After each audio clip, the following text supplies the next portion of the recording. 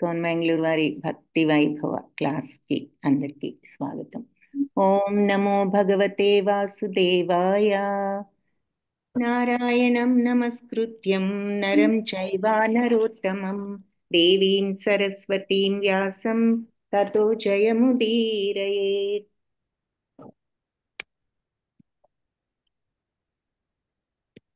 నష్టప్రాయేషు భద్రేషు నిత్యం భాగవత సేవయా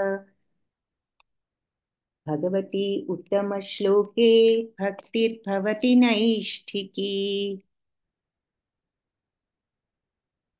మూకం కరోతి వాచాలం పంగుం లంఘయతే గిరం యత్కృపాతమహం వందే పరమానందమాధవం. యత్కృపాతమహం వందే పరమానందమాధవం. ఓం అజ్ఞానతిమిరాంధస్య జ్ఞానాంజనశలాకయా చక్షురున్మిలితం येन తస్మై శ్రీగురవే నమః. నమో ఓం విష్ణుపాదాయ కృష్ణప్రేష్ఠాయ భూతలే శ్రీమతే భక్తివేదాంతస్వామీతి నామినే. నమస్తే సారస్వతీ దేవి గౌరవాణి ప్రచారిణే నిర్విశేషశూన్యవాది పాశ్చాత్యదేశధారిణే. हे कृष्णा करुणा सिंधो दीनबंधो जगत्पते गोपेश गोपिका कांता राधा कांता नमोस्तुते. जय श्री कृष्ण चैतन्य प्रभु नित्यानंद श्री अद्वैत गदाधरा श्रीवासादि गौर भक्त वृंद. हरे कृष्णा कृष्णा कृष्णा हरे हरे, हरे राम రామ రామ హరే హరే, హరే కృష్ణ. రిపీట్ చేయొచ్చు. హరే కృష్ణ కృష్ణ కృష్ణ కృష్ణ హరే హరే, హరే రామ రామ రామ రామ రామ హరే హరే హరే. హరే.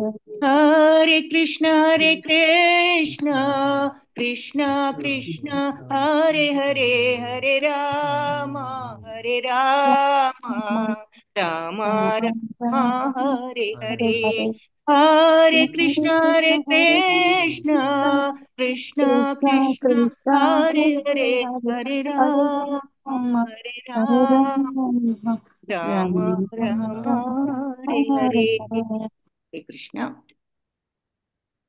సో 14వ అధ్యాయం వరకు చూసాము అని 13 మాతాజీ 13వ శ్లోకం వరకు చూసారు కదా. చూసాము. So okay. సో ఒక్కసారి మన గైడ్ని ఫాలో అవుదాము.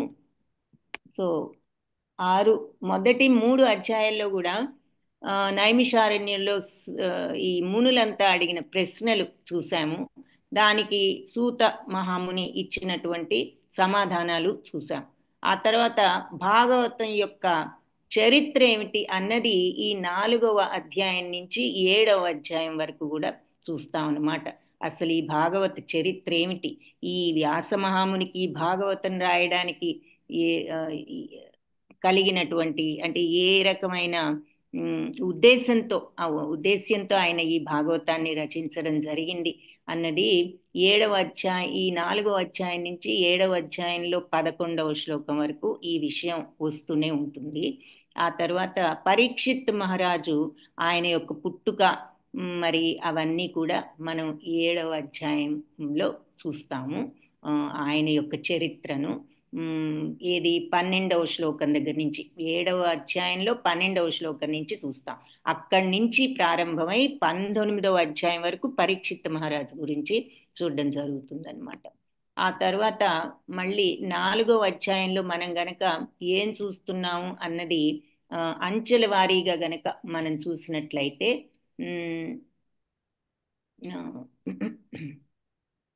అలాగే ఓకే అంచెల వారీగా చూసినట్లయితే కనుక హరే కృష్ణ నాగేంద్ర ప్రభుజీ. ఓకే. సో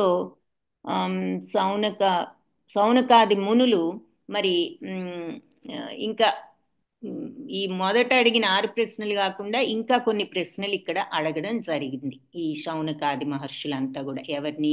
సూత మహాముని. అప్పుడు సూత మహాముని ఆన్సర్స్ ఆయన ఇచ్చిన మొదటి 13 శ్లోకాలు కూడా శౌనకాది మునులు, ముఖ్యంగా మునులందరినీ ఈ శౌనక ముని వాళ్ళందరి తరఫున కూడా అడగటం ఈ 13 శ్లోకాల్లో జరిగింది. 14వ శ్లోకం నుంచి ఈయన సమాధానం చూస్తాం. వీళ్ళు అడిగిన ఈ మిగిలిన ప్రశ్నలకి, ఇప్పుడు అడిగినటువంటి ఈ ప్రశ్నలకు సూత మహాముని ఇచ్చిన సమాధానం 14వ శ్లోకం నుంచి చూస్తాం.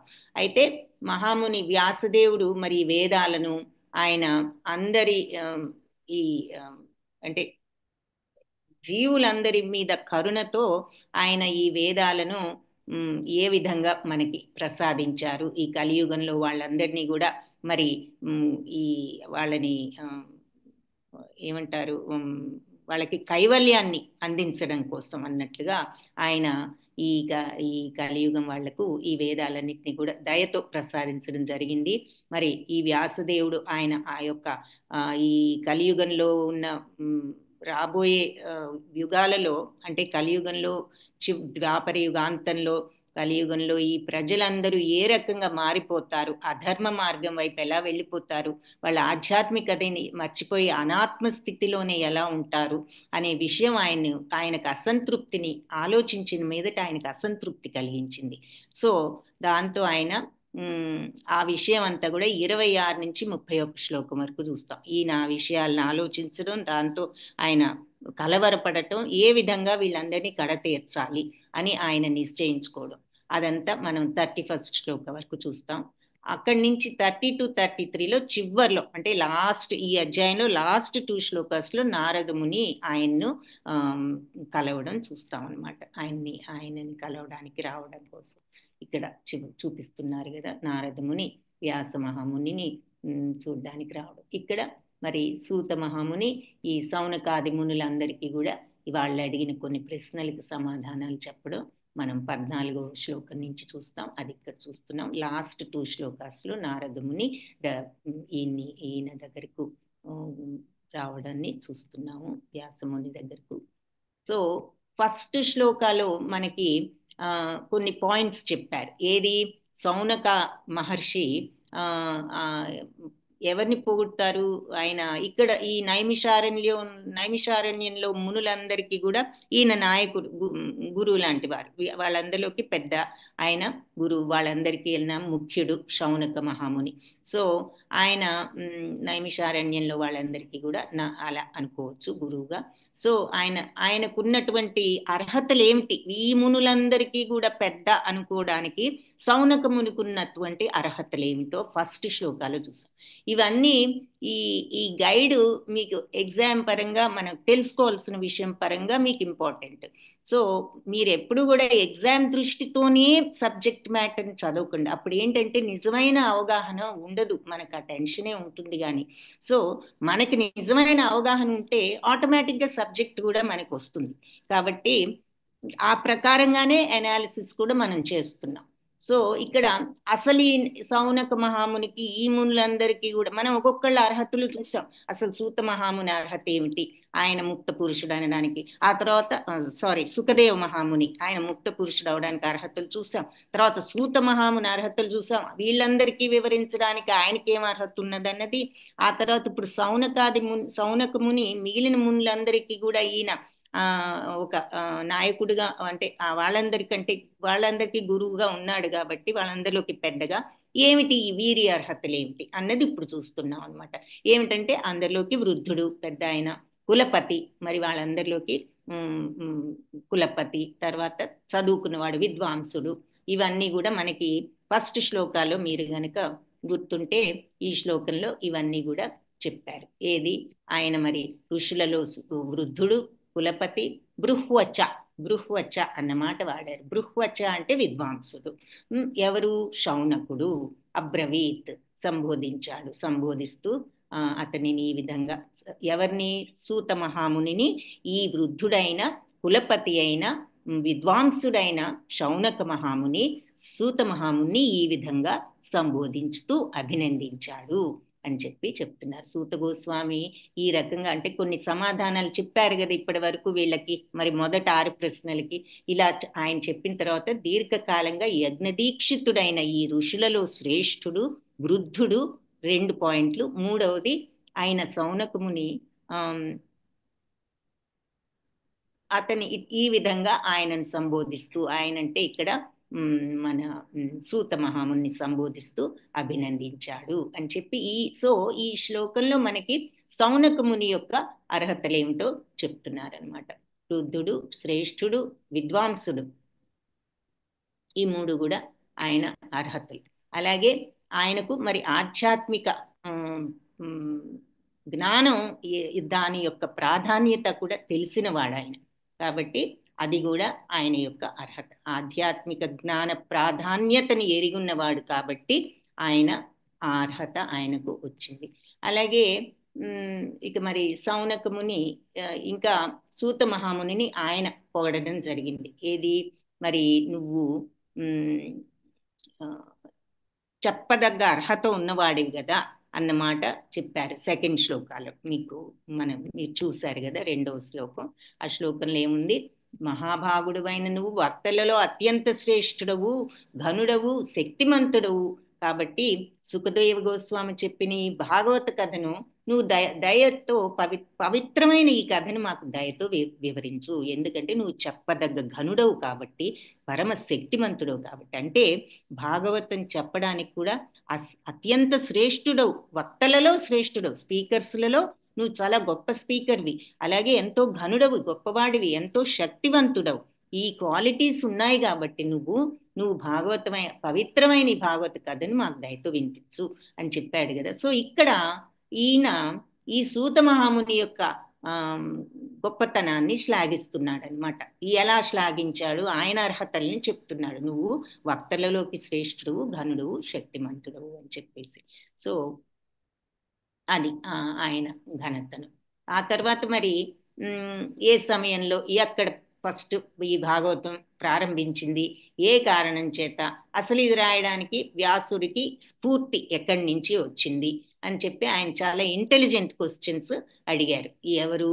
ఈ సౌనక మహాముని. సో ఇక్కడ మనకి మరి సూత మహాముని యొక్క నువ్వు శ్రేష్ఠుడు, ఘనుడు అని చెప్పి శక్తిమంతుడు అని 3 మాటలు వాడారు కదా.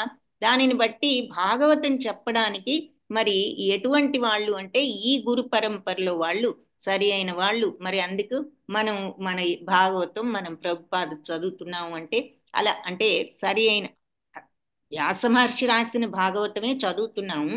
కానీ భాష్యం చూసినప్పుడు మరి మనం భాష్యం ద్వారా అర్థం చేసుకోవడానికి ప్రయత్నిస్తున్నాం కాబట్టి సో ఆ కామెంటరీస్ అన్ని కూడా వైష్ణవాచార్యులు ఇచ్చినవి అయి ఉండాలి అని భాష్యంలో కూడా చెప్తున్నారు. సో ఇక్కడ ఈయన మాటలను బట్టి మనం అర్థం చేసుకుంది ఈ గుణాలు ఉండాలి అని చెప్పి. సరి అయిన వక్తలలో శ్రేష్ఠుడు అంటే గొప్ప స్పీకర్ అయి ఉండాలి, గొప్ప శక్తివంతుడై ఉండాలి, మరి ఇవన్నీ ఈ లక్షణాలన్నీ కూడా ఉండాలి అని చెప్పి చెప్తున్నారు. ఘనుడు. ఆ తర్వాత అది సరి అయిన విధానం, అటువంటి వక్తల ద్వారా వినడం సరి అయిన పద్ధతి భాగవతం అని చెప్పి ఇక్కడ చెప్పారు. తర్వాత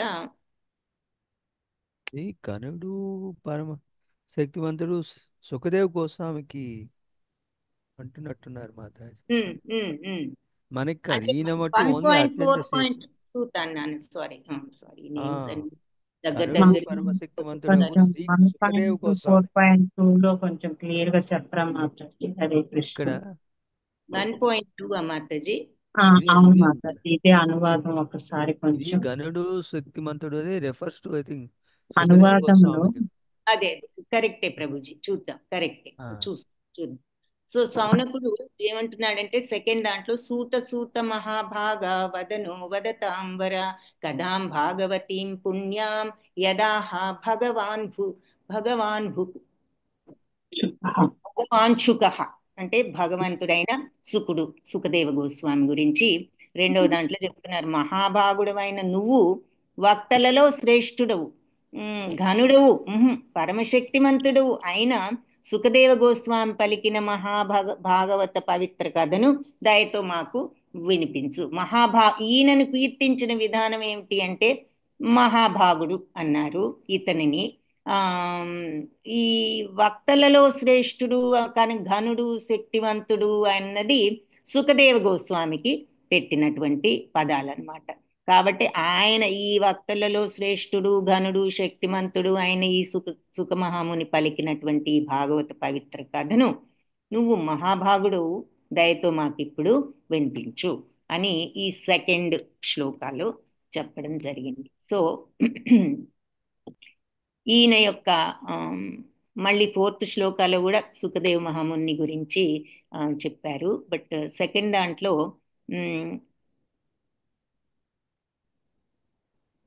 2 సార్లుగా సూత మహామునిని అడగడం జరిగింది ఈ సౌనకముని అని చెప్తున్నారనమాట.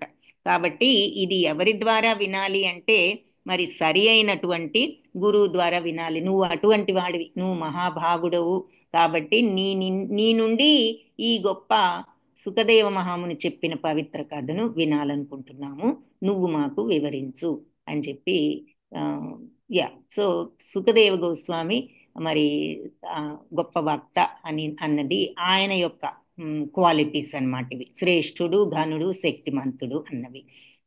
కానీ మరి ఆ శ్రేష్ఠుడు ఘనుడు శక్తిమంతుడైన వాడు చెప్పినటువంటి ఈ విషయాన్ని నువ్వు చెప్పగల సమర్థత నీకున్నది, నువ్వు మహాభాగుడు కాబట్టి నువ్వు మాకు ఈ విషయాన్ని బోధించు.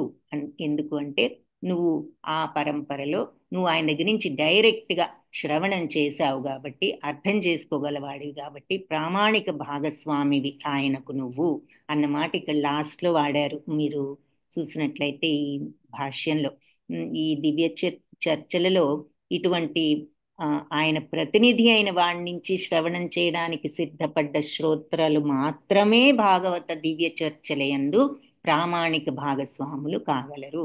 కాబట్టి అలాంటి గురువు దగ్గర నుంచి డైరెక్ట్గా విన్నవాళ్ళు ఆ దివ్య చర్చల్లో వాళ్ళు భాగస్వాములు కాగలరు. నువ్వు అలా విన్నావు కాబట్టి నువ్వు మాకు చెప్పు, విని అర్థం చేసుకునే కెపాసిటీ కూడా ఉన్నవాడు కాబట్టి అని మహాభాగులు అన్నదానికి మనం ఆ రకంగా అన్వయించుకోవచ్చు. తర్వాత ఫోర్త్ది సరే థర్డ్ దాంట్లో ఎప్పుడు ఎక్కడ చెప్పబడింది అన్నది అడిగారు. ఫోర్త్ దాంట్లో మీరు 4 కూడా ఒకసారి చూద్దామన్నారు కదా. తస్య పుత్రో మహాయోగి సమ్మదృక్ నిర్వికల్పకః ఏకాంతమతిరున్నిద్రో గూఢో మూఢైవేయతే. సో ఆయన మరి అంటే అతడు అంటే ఎవరు వ్యాసదేవుడి యొక్క తనయుడైన ఈ సుఖమహాముని గొప్ప భక్తుడు, సమదృక్ అంటే సమదర్శి, అందరినీ సమత్వంతో చూసేవాడు, నిర్వికల్పకుడు అంటే నితాంత బ్రహ్మవాది, ఆయనకు అంతా కూడా నిర్వికల్పకం. తర్వాత ఏకాంతమతి అంటే బ్రహ్మజ్ఞానంలో స్థిరుడు, ఫోకస్తో ఉన్నవాడు ఆ జ్ఞానం మీద. ఉన్నిద్ర అంటే అజ్ఞానాన్ని దాటిన వాడు. గూఢో అంటే గూఢంగా ప్రచ్ఛన్న అంటే పైకి కనపడకపోయినా కూడా అతడు గూఢంగా ఉన్నందువల్ల అంటే అందరికీ ఇక్కడ ప్రదర్శితం కాకపోయినా మూఢైవేయతే అంటే అతడు పైకి జడుల్లాగా మూఢుల్లాగా కనిపిస్తాడు. మరి మనం చూడండి, ఎవరైనా ఏ రియాక్షన్ లేని వాళ్ళని వీడేమిటి ఇలా బెల్లం కొట్టిన రాయిలాగా ఉన్నాడని చాలా ఈజీగా తీసి పారేస్తాం. వాళ్ళు ఎంత సమత్వంతో ఉన్నారో మనం అర్థం చేసుకున్నాం. అసలు ఏ ఎక్స్ప్రెషను లేదు, ఉదాసీనంగా ఉంటాడు అన్నిటికీ అంటాం. ఆ ఉదాసీనతే అవసరం, ఆ సమత్వమే అవసరం మనం చూస్తున్నాం కదా. సో అలా ఇటువంటి వాళ్ళని చూసినప్పుడు వాళ్ళు పైకి చూడటానికి ఏమీ తెలియని జడుల వలె ఉంటారు, గోచరిస్తారు. సమస్త భౌతిక కార్యాలకు కూడా పరుడు అంటే ఈ భౌతికత్వానికి వాళ్ళు పరులు. అంటే ఈ భౌతిక వ్యామోహాలు ఈ సాంగత్యాలు ఏవి కూడా లేని వాళ్ళు కాబట్టి అలా గూఢంగా ఉన్నారు. అంటే వీటన్నిటికీ కూడా దూరంగా ఉన్నప్పుడు వాళ్ళు జడులలాగా గోచరిస్తారు. అంటే ఆయన గొప్ప భక్తుడు, సమదర్శి, నిర్వికల్పుడు, సదా ఈ జ్ఞానంలో స్థితుడైన వాడు, ఇదే ఫోకస్లో ఉన్నవాడు కాబట్టి చూడటానికి జడులాగా కనిపించవచ్చు అని ఇక్కడ కూడా సుఖదేవ మహాముని యొక్క ఆ ముక్త తత్వాన్ని మళ్ళీ చెప్తున్నారన్నమాట.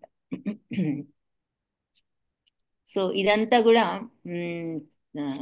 ఈయన ఈ విషయాన్ని ఇదంతా సౌనక ముని చెప్తూ ఉన్నారు. సో బేసిక్లీ ఆయన 1.4.4లో కూడా ఆయన యొక్క తత్వాన్ని ఇలా చెప్పారు. మహాయోగి సమదృక్ అన్నారు, నిర్వికల్పకుడు అన్నాడు, ఏకాంతమతి అంటే ఫోకస్తో ఆ జ్ఞానం, అటువంటి జ్ఞానంలోనే స్థితుడైన వాడు, ఉన్నిద్రహ అని అన్న మాట కూడా వాడారు ఇక్కడ. సో ఆయన యొక్క ఈ లక్షణాలన్నీ కూడా మనకి చెప్పారు. నిద్రహ అంటే అజ్ఞానాన్ని దాటినవాడు. ఇక బద్ధత్వం ఉన్నవాళ్ళు, బద్ధత్వం లేని ఇలాంటి ముక్త పురుషులు, వీళ్ళ మధ్య భేదాలు ఏమిటి అంటే ఇద్దరు కూడా ఒకరి కార్యం వేరొకళ్ళ వాళ్ళకి స్వప్నం లాంటిది. బద్ధత్వంలో ఉన్నవాడికి ముక్తత్వం అంటే అర్థం కాదు, అదేదో కలలాగా ఉంటుంది. అలాగే ముక్తత్వంలో ఉన్నవాడికి బద్ధత్వం ఏమిటో తెలియదు, వాళ్ళకి ఇది కలలాగా ఉంటుంది. అంటే దాని అర్థం వాళ్ళకి అసలు ఇది లేదు, వీళ్ళకి అది లేదు అని చెప్పి ఇద్దరికి ఆ రకమైన పోలిక ఉంది. ఏంటి, రెండో వాళ్ళ విషయం యువతల వాళ్ళకి తెలియదు అని. తర్వాత ఇద్దరు కూడా అలర్ట్ గానే ఉన్నారు అంటున్నారు. ఏ విషయంలో, బద్ధత్వం ఉన్నవాడేమో భౌతికత్వంలో అలర్ట్ గా ఉన్నాడు, ఆధ్యాత్మిక తత్వం ఉన్న ముక్త పురుషులేమో ఆధ్యాత్మికత్వంలో అలర్ట్ గా ఉన్నారు అని చెప్పి ఒక 2 పాయింట్స్ ఇక్కడ 2 పాయింట్స్ వివరించారనమాట. బద్ధత్వం ఉన్నవాళ్ళు, ముక్త స్థితిలో ఉన్నవాళ్ళు, ఆధ్యాత్మిక మార్గమే కాదు ఆధ్యాత్మిక స్థితిలో ఉన్నవాళ్ళు, ఈ ఇద్దరికి ఉన్న భేదాలు కానీ లేదంటే ఇద్దరికి ఉన్న ఒకే క్వాలిటీస్ ఏమిటి అంటే ఇద్దరికి కూడా రెండవ వాళ్ళ విషయం గురించి తెలియదు అలా అంటే అన్నది ఒకటి.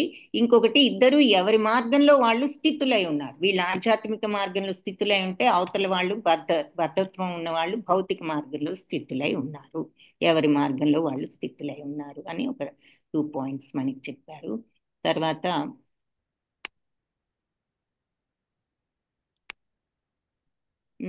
1.4.5 and 7లో మరి నాలెడ్జ్, ఈ జ్ఞానం అన్న విషయానికి కొంత డిఫరెన్స్ ఎక్స్ప్లెయిన్ చేశారు అని చెప్పి చెప్తున్నారు. ఏది మరి ఈ మనం చూసాం కదా, ఈ వీళ్ళు స్నానం చేస్తున్న స్త్రీల వైపు వెళ్ళినప్పుడు వాళ్ళు ఏ రకంగా రియాక్ట్ అయ్యారు. ఈ మరి సుఖమహాముని చూసి వ్యాసముని చూసి, వ్యాసమహాముని కూడా ముక్త పురుషుడైన ఆయన గృహస్థుగా ఉన్నాడు కాబట్టి గృహస్థు నియమాలను అనుసరించి ఆ కట్టుబాట్ల కోసం ఆయన ముక్త పురుషుడిగా నటించలేదు.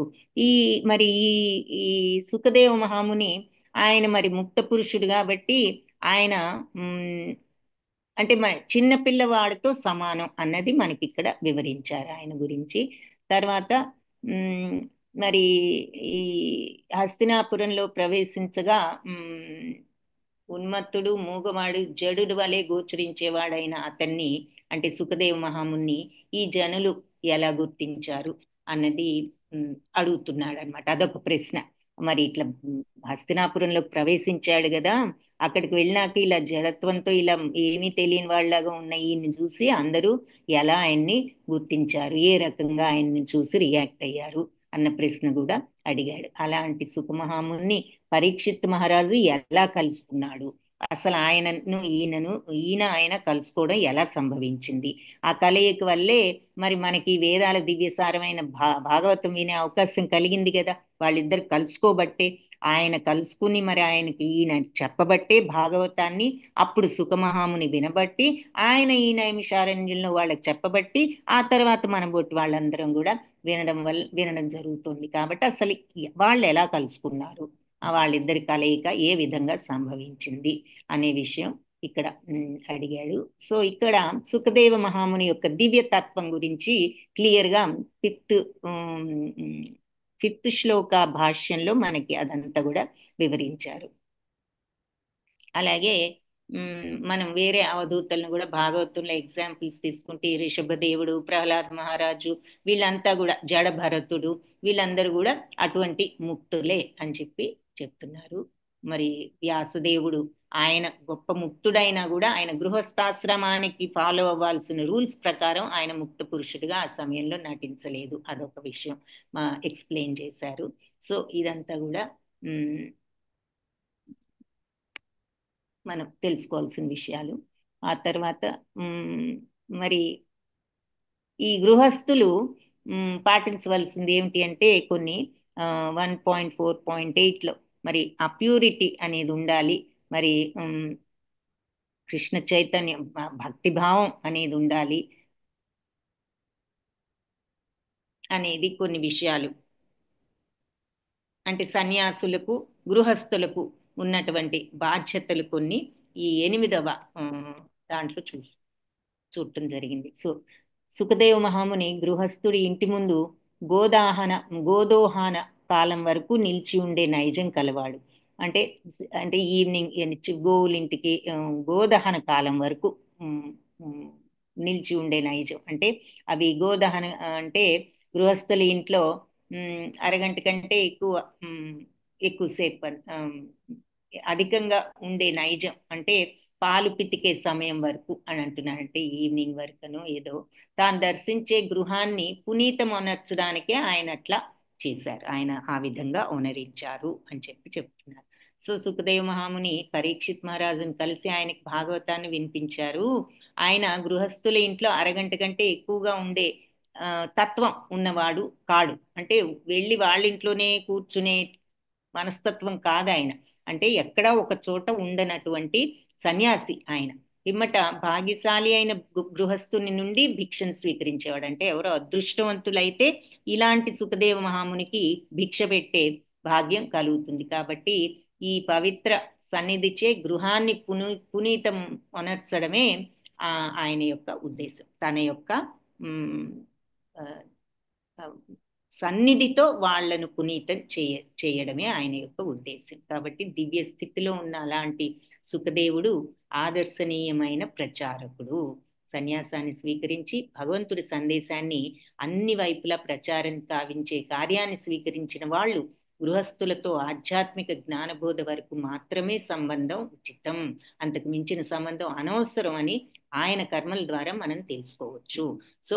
ఇలాంటి వాళ్ళు అంటే ఎలాంటి వాళ్ళు? భగవంతుడి సన్యాసాన్ని స్వీకరించి భగవత్ సందేశాన్ని అందరికీ అందించాలనేటటువంటి ఉద్దేశ్యం ఉన్నవాళ్ళు ఇలా ఎవరితో కూడా అతిగా సంబంధాలు పెట్టుకోరు. ఆ జ్ఞానబోధ వరకే సంబంధాలు ఉచితం, ఆ తర్వాత అనవసరం ఇంకే సంబంధాలు కూడా అని మనం వీళ్ళ యొక్క యాక్షన్స్ ద్వారా అర్థం చేసుకోవచ్చు. కరెక్ట్ అయిన మార్గం ఇలాంటి సన్యాసులకు జ్ఞానబోధ వరకు ఎవరితో అయిన సంబంధం, ఆ తర్వాత ఏ సంబంధం వేరే సంబంధాలు వాళ్ళకి అనవసరం అని ఇన్ని చూసి మనం తెలుసుకోవచ్చు. గృహాల్ని పావనం అనొచ్చే ఉద్దేశం కోసం ఆయన భిక్ష కూడా స్వీకరించారు అని చెప్తున్నారు. వాళ్ళను పావనం చేయడం కోసం. కాబట్టి సన్యాసి అయిన వాడు వాళ్ళ గృహస్థుల యొక్క సంపదలు వీటన్నిటికీ మోహాన్ని చెంది వాళ్ళకి దాసోహం అనడం కరెక్ట్ కాదు. అంటే డబ్బులున్న వాళ్ళ వైపు వెళ్ళి ఇవన్నీ చేయడం కరెక్ట్ కాదు. సన్యాసాశ్రమంలో ఉన్న వాళ్ళకి అది విషంతో సమానం. ఆత్మహత్య చేసుకోవడం కంటే కూడా భయంకరమైనది అటువంటి ప్రవర్తన సన్యాసులకు అని చెప్పి ఇక్కడ భాష్యంలో కొంత వివరిస్తున్నారు. అంటే పాయింట్ ఏమిటి అంటే సుఖదేవ మహాముని యొక్క దివ్యతత్వం, ఆయన నిష్కల్మషతత్వం, ఆయన ప్యూర్ నేచర్ ఎలా ఉంటుంది అనేది ఇక్కడ మనకి అర్థమవుతుంది అన్నమాట. ఆయన ఎవరితోనూ ఆ బోధ చేసే వరకే సంబంధం, ఆ తర్వాత నో సంబంధం. అది ఆ రకంగా ఉండాలి సన్యాసులంటే అని. అంతేగాని వాళ్ళ యొక్క ధనాలకి గృహస్థుల యొక్క దీనికి మోహితులైపోయి ఆ కాంటాక్ట్స్ అనవసరం.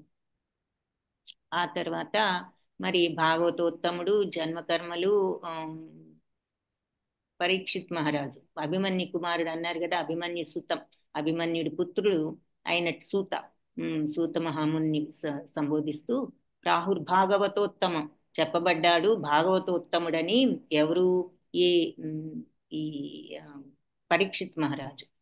తస్య జన్మ మహాశ్చర్యం, ఆయన జన్మే ఎంతో ఆశ్చర్యకరమైనది. కర్మాణిచ గృహిణినా అంటే దయచేసి ఆయన యొక్క కర్మలు అవన్నీ కూడా మాకు వివరించు, ఈ పరీక్షిత్ మహారాజు గురించి చెప్పు. ఆయన జన్మకర్మలు ఎంతో ఆశ్చర్యకరాలని చెప్పుకుంటూ ఉంటారు పరీక్షిత్ మహారాజు భాగవతముడని.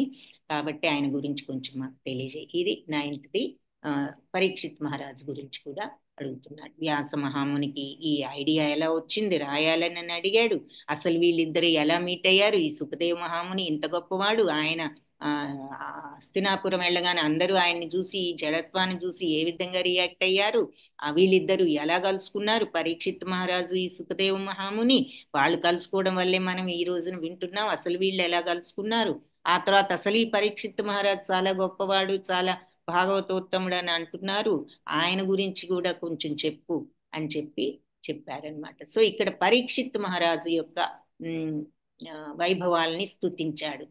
ఎందుకు ఆయన అన్నిటినీ కూడా ఎందుకు త్యజించాడు, ఏమిటి ప్రాహుర్ భాగవతోత్తమ అన్నారంటే మరి భాగవతోత్తముడు ఫస్ట్ క్లాస్ డివోటీ అంటున్నారు.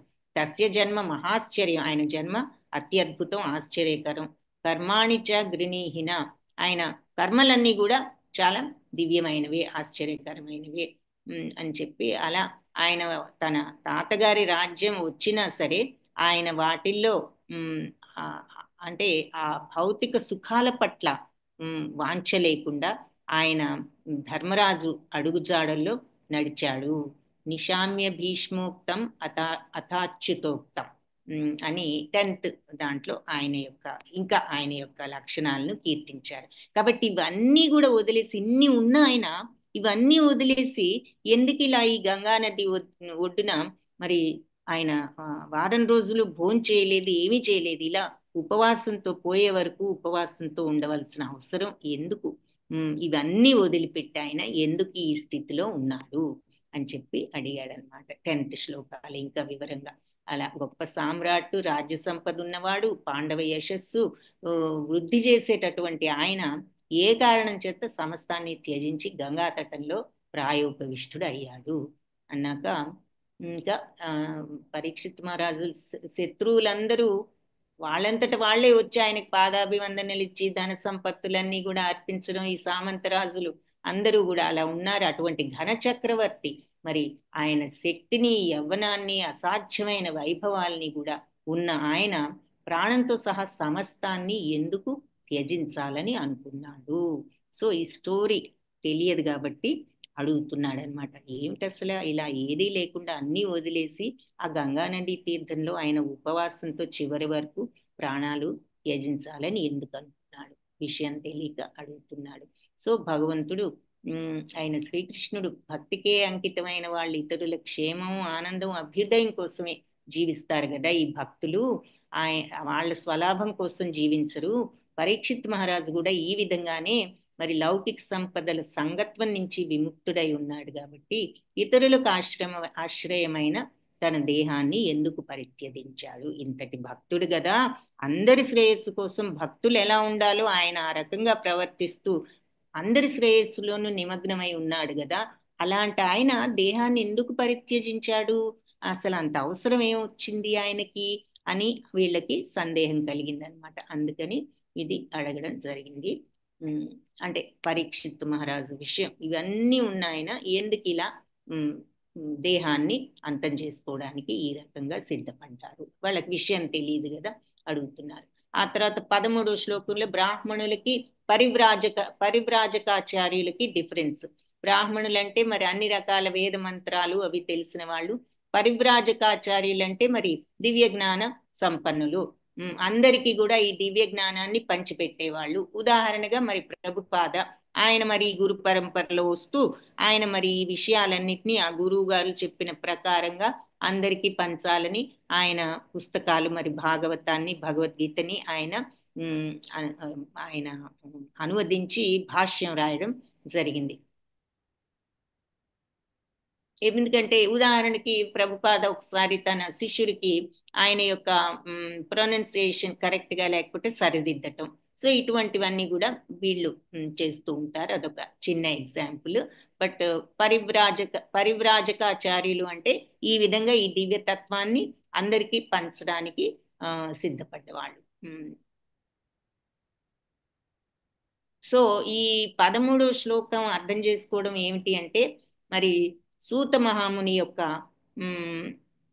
గొప్పతనం కూడా అక్కడ భాగవతంలో ఉన్న ఈ సౌనకాది మునులందరూ కూడా ఆయన యొక్క గొప్పతనాన్ని వాళ్ళు అర్థం చేసుకున్నారు కదా, అందుకే ఆయన్ని చెప్పమని అడగటం జరిగింది. కాబట్టి 8 శ్లోకాలు మనం చూసాం. వేత్తత్వం సౌమ్య తత్సర్వం తద్వత్తదనుగ్రహాత్ అని చెప్పేసి 8 శ్లోకంలో మనకి ఈ మాట వాడటం జరిగింది.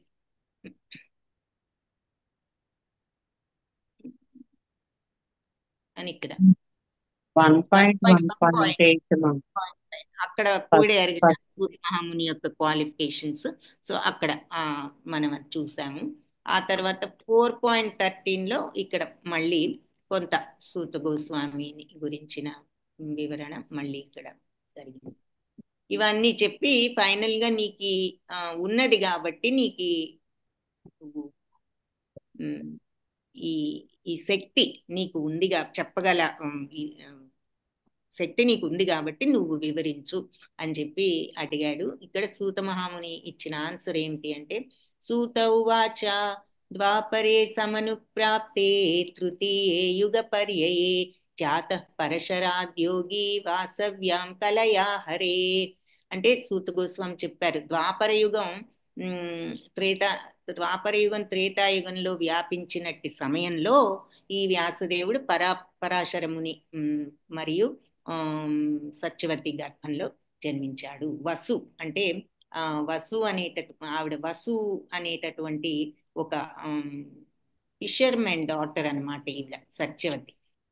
ఆవిడకి పరాశరమునికి ఈ వ్యాస మహాముని జన్మించడం జరిగింది. సో ఇక్కడ మనకి 4 యుగాలు ఉన్నాయి. అయితే కొన్ని సమయాల్లో ఒక యుగంలో ఇంకొక యుగం వ్యాపిస్తూ ఉంటుంది అనమాట. సో మామూలుగా మనకి 4 యుగాలు ఒక క్రమం ఉంటుంది, కానీ కొన్నిసార్లు ఒక యుగం వేరొక యుగంలోకి వ్యాపిస్తూ ఉంటుంది. అదే విధంగా ఈ వైవస్వత మను కాలంలో ఈ 4 యుగాలు కూడా చక్ర భ్రమణంలో 28వ పరిభ్రమణంలో వైవస్వత మనులో 27 టైమ్స్ యుగ చక్రాలు అయిపోయిన తర్వాత 28వ యుగ చక్రంలో ఇలాంటిది జరిగింది. తత్కారణంగా ఈ తృతీయమైన త్రేతాయుగం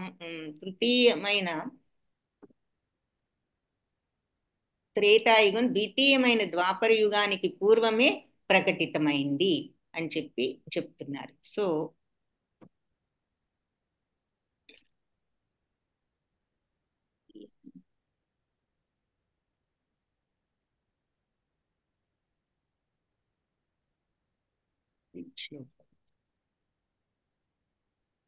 అంటే భగవంతుడు అవతరించేటప్పుడు ఇటువంటివి జరుగుతూ ఉంటాయి అని చెప్తున్నారు. సో అక్కడ కొంచెం మిస్టేక్ వచ్చింది తెలుగులో. అక్కడ ఏమని ఉండాలి అంటే, ఈ 3వ యుగమైన ద్వాపర యుగం 2వది అంతం అవ్వక ముందే స్టార్ట్ అయింది. ఐ థింక్ అదే చెప్పారేమో మరి. సో తృతీయ యుగమైన త్రేతాయుగం కాదు, తృతీయ యుగమైన ద్వాపర యుగం ద్వితీయమైన త్రేతాయుగానికి పూర్వమే ప్రకటితమైంది అని చెప్పాలి. కొంచెం అటుదిటు ఇటుగా రాశారు ఇక్కడ. సో 3rd యుగం ద్వాపర యుగం, 2nd యుగం త్రేతాయుగం. సో ఈ ద్వాపర యుగం త్రేతాయుగంలోకి కొంచెం వ్యాపించింది అనమాట, ముందుగానే జరిగింది రావడం. ఇటువంటి సమయంలో భగవంతుడు అరుదించుతూ ఉంటాడు, అందుకే అలాంటి ప్రత్యేకమైన మార్పులు వస్తూ ఉంటాయి అని చెప్పారు. సో ఆ టైంలో ఆయుగ చక్రంలో భగవంతుడు అవతరించిన సమయంలో అలా ద్వాపర యుగం ముందుగానే ప్రవేశించింది త్రేతాయుగం టైంలో అని చెప్తున్నారు. కాబట్టి మత్స్యకారుడైన వసు తనయ అయిన సత్యవతి వ్యాసదేవుడి జనని, మరి ఆయన తండ్రి పరాశరముని అని ఆయన యొక్క జన్మ వృత్తాంతం.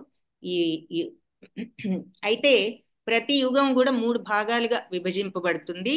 ఈ 3 భాగాల్ని, ఒక్కొక్క భాగాన్ని సంధ్య అని అంటాము. అటువంటి సంధ్యలలో 3వ సంధ్యలో వ్యాసదేవుడు ఆవిర్భవించారు అని చెప్తున్నారు ఆయన యొక్క జన్మం గురించి. సకదాచిత్ సరస్వత్యా ఉపస్పృశ్య జలం శుచి వివిక్త ఏక ఆసీన ఉదితే రవి మండలే. అంటే ఆయన వ్యాసదేవుడు మరి ఒకసారి సూర్యోదయ సమయంలో ఈ సరస్వతీ నది జలాల్లో స్నానం చేసి ధ్యానం సలపడానికి ఏకాంతంగా కూర్చున్నారట. సో ఆ సరస్వతీ నది ఎక్కడున్నది అంటే బదరికాశ్రమం ప్రాంతంలో ప్రవహిస్తోంది. మరి ఈ శ్లోకంలో చెప్పిన ప్రాంతం బదరికాశ్రమంలో వ్యాసదేవుడి యొక్క వాసస్థానమైన శమ్యప్రాసము అని చెప్తున్నారు. సో ఆయన ఆ నదీ జలాల్లో స్నానం ఆచరించి ధ్యానం చేయడానికి ఏకాంతంగా కూర్చున్నారట. అడిగాడు కదా అసలు ఈ వ్యాసదేవుడికి ఈ ఐడియా ఎలా వచ్చింది, అసలు ఆయన గురించి చెప్పమని. సో అందుకని ఇక్కడ ముందు క్లుప్తంగా ఆయన ఇలా వీళ్ళిద్దరికీ జన్మించారు. ఒక రోజున ఇలా ఈ సరస్వతి నదిలో స్నానం ఆచరించి ధ్యానం చేయడానికి కూర్చున్నారు అంటే భాష్యంలో మనకు ఆ స్థానం ఏదో చెప్పారు. బదరికాశ్రమం ప్రాంతంలో వ్యాసుడి వ్యాస స్థానం అంటే ఆయన నివాస స్థానమైన శమ్యప్రాసము అని చెప్తున్నారు. సో అది మనకి ఇక్కడ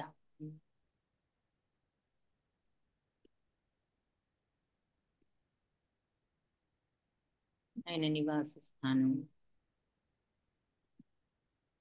చిత్రమేననుకోండి. బట్ ఇక్కడ చూసాం, ఇక్కడ ఆయన ఇక్కడ ఉండటం, అక్కడ నారద మహాముని ఆయన్ని చూడటానికి రావడం. పరావరజ్ఞ స ఋషి కాలేన వ్యక్తరం హస యుగధర్మ వ్యతికరం ప్రాప్తం భువి యుగే యుగే. మహాముని అయిన వ్యాసదేవుడు మరి యుగ ధర్మాలన్నిట్లో కలిగిన విపరీతాలను ఆయన చూడగలిగాడు. ఎందుకు? ఈ భూమిలో ఇటువంటి విపరీతాలు మరి కాల ప్రభావంతో అప్పుడప్పుడు కలుగుతూనే ఉంటాయి. కాబట్టి ఆయన ముందు ముందు రాబోయే కలియుగంలో రాబోయే విపరీతాలన్నీ ఆయన అప్పుడే చూడగలిగాడు అని చెప్తున్నారు. సో ఇక్కడ మరి ఈ మహారుషులందరూ కూడా వీళ్ళు ముక్త జీవులు కాబట్టి వాళ్ళు భూత భవిష్యత్ వర్తమానాలన్నీ కూడా వాళ్ళు చూడగలరు. కాబట్టి ఈ కలియుగంలో ఉన్న రాబోయేవన్నీ కూడా ఆయన ముందుగానే చూడటం, ఇలా జనులందరూ కూడా తాత్కాలికమైన అనాత్మలోనే ఆసక్తులై ఉంటారు.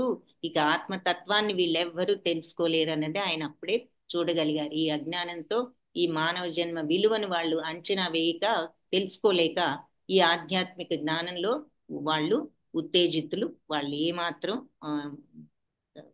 ఏమాత్రం ఉత్తేజం వాళ్ళకి కలిగించట్లా. ఈ ఆత్మ అంటే ఇంట్రెస్ట్ లేదనమాట ఆధ్యాత్మిక జ్ఞానం మీద. ఈజీ మార్గంలో చెప్పుకోవాలి అంటే వాళ్ళు అనాత్మలోనే ఉంటున్నారు, కానీ ఆత్మతత్వంలో ఉండేటటువంటి ఉద్దేశ్యమే వాళ్లకు కలగడం లేదు.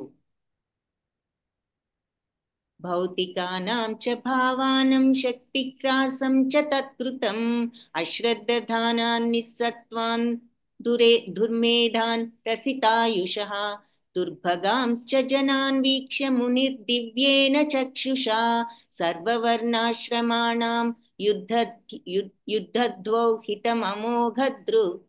సో ఏమంటున్నారంటే ఈ జ్ఞానసంపన్నుడైన ఈ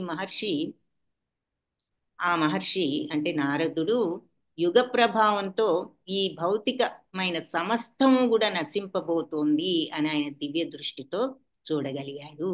సో భౌతికానాం చ భావానాం, ఈ భౌతిక భావాలతో శక్తి క్రాసం చ, ఆయన సహజ శక్తి అంతా కూడా మరి నశిస్తుంది. తత్కృతం, వాళ్ళ యొక్క ఈ పనుల వల్ల. అశ్రద్ధధాన, ఈ శ్రద్ధ లేనటువంటి శ్రద్ధావిహీనులు సత్వగుణం నిస్సత్వాన్ అంటే సత్వగుణం లేకపోవడం వల్ల దుర్మేధాన్ అంటే బుద్ధిహీనులు అని చెప్పుకోవచ్చు. హ్రసిత ఆయుష, అల్పాయుష్కులు అంటున్నారనమాట. సో వీళ్ళందరినీ ఈ రకంగా వర్ణిస్తున్నారు. ఈ బుద్ధిహీనులు, ఈ అశ్రద్ధతో ఉన్న వాళ్ళు, సత్వగుణం లేని వాళ్ళు, అల్పాయుష్కులు, వీళ్ళందరూ మరి ఈ రకంగా భౌతికత్వంలో మునిగిపోయి దుర్భగాన్ మందభాగ్యులు జనాన్, ఇటువంటి మనుష్యులందరూ కూడా వీళ్ళందరినీ వీక్షించి ఆయన ముని అంటే ఇక్కడ నారదుడు దివ్యేన చక్షుష, దివ్య చక్షులతో వీళ్ళందరినీ కూడా ఆయన చూశారు. ఇటువంటి మనుషులందరూ ఏం వ్యాసుడు అనలేదా నేను? ఓకే. సో ఈ ముని వ్యాస భగవానుడు కదా మాట్లాడి చూసింది.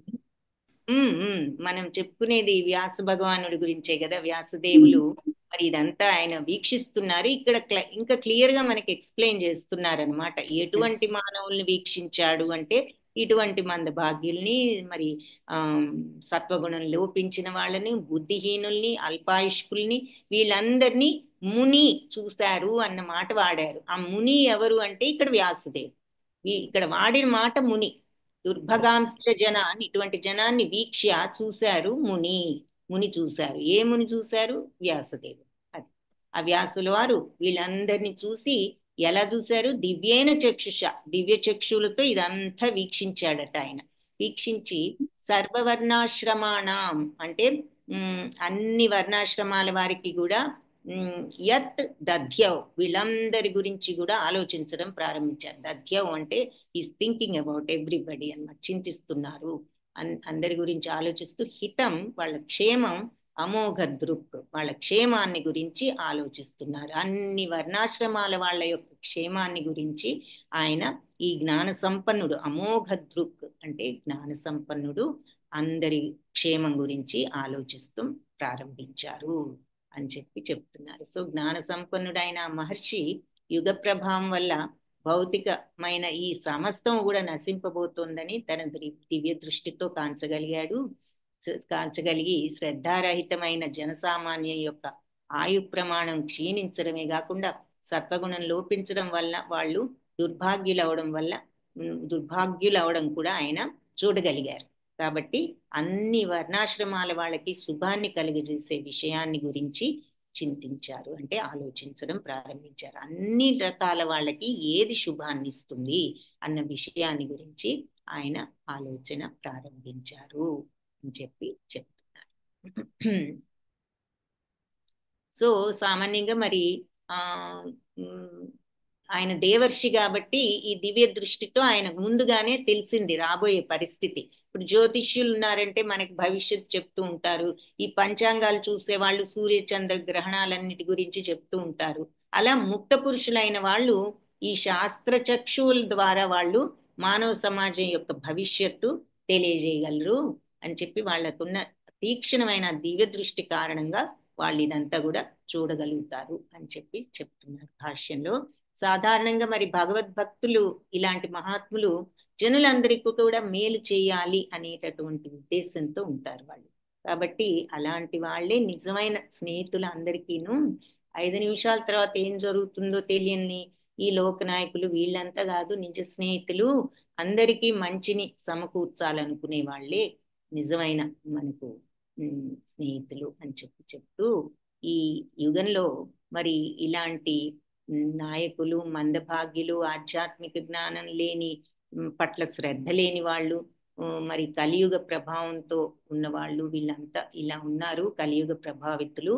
వాళ్ళంతా కూడా మరి ఎన్నో రకాల రోగాలతో కూడా సతమతం అవుతున్నారు. మరి ఈ రోజున ఇక్కడ మనకి ఎగ్జాంపుల్ గా టీబీ, క్షయ అంటున్నారు. మరి ఎన్ని రకాల డిసీజెస్, ఇదివరకు రోజుల్లో లేని డిసీజెస్ అన్ని కూడా ఎందుకు వస్తాయి అంటే మరి మనం సైంటిఫిక్ గా ఆలోచించినా, ఆధ్యాత్మికంగా ఆలోచించినా దానికి రీజన్ ఏమిటి అంటే మనస్సులోని కల్మషమే. మనకున్నటువంటి, మనం వాటిని వరీస్ అంటాం, ఆందోళనలు అంటాం, ఎన్నో ప్రాబ్లమ్స్ అంటాం, రకరకాలుగా వర్ణిస్తూ ఉంటాం వాటిని. అవన్నీ ఎందుకు వస్తున్నాయి అంటే మానసిక చిత్తశుద్ధి లేకపోవడం వల్ల.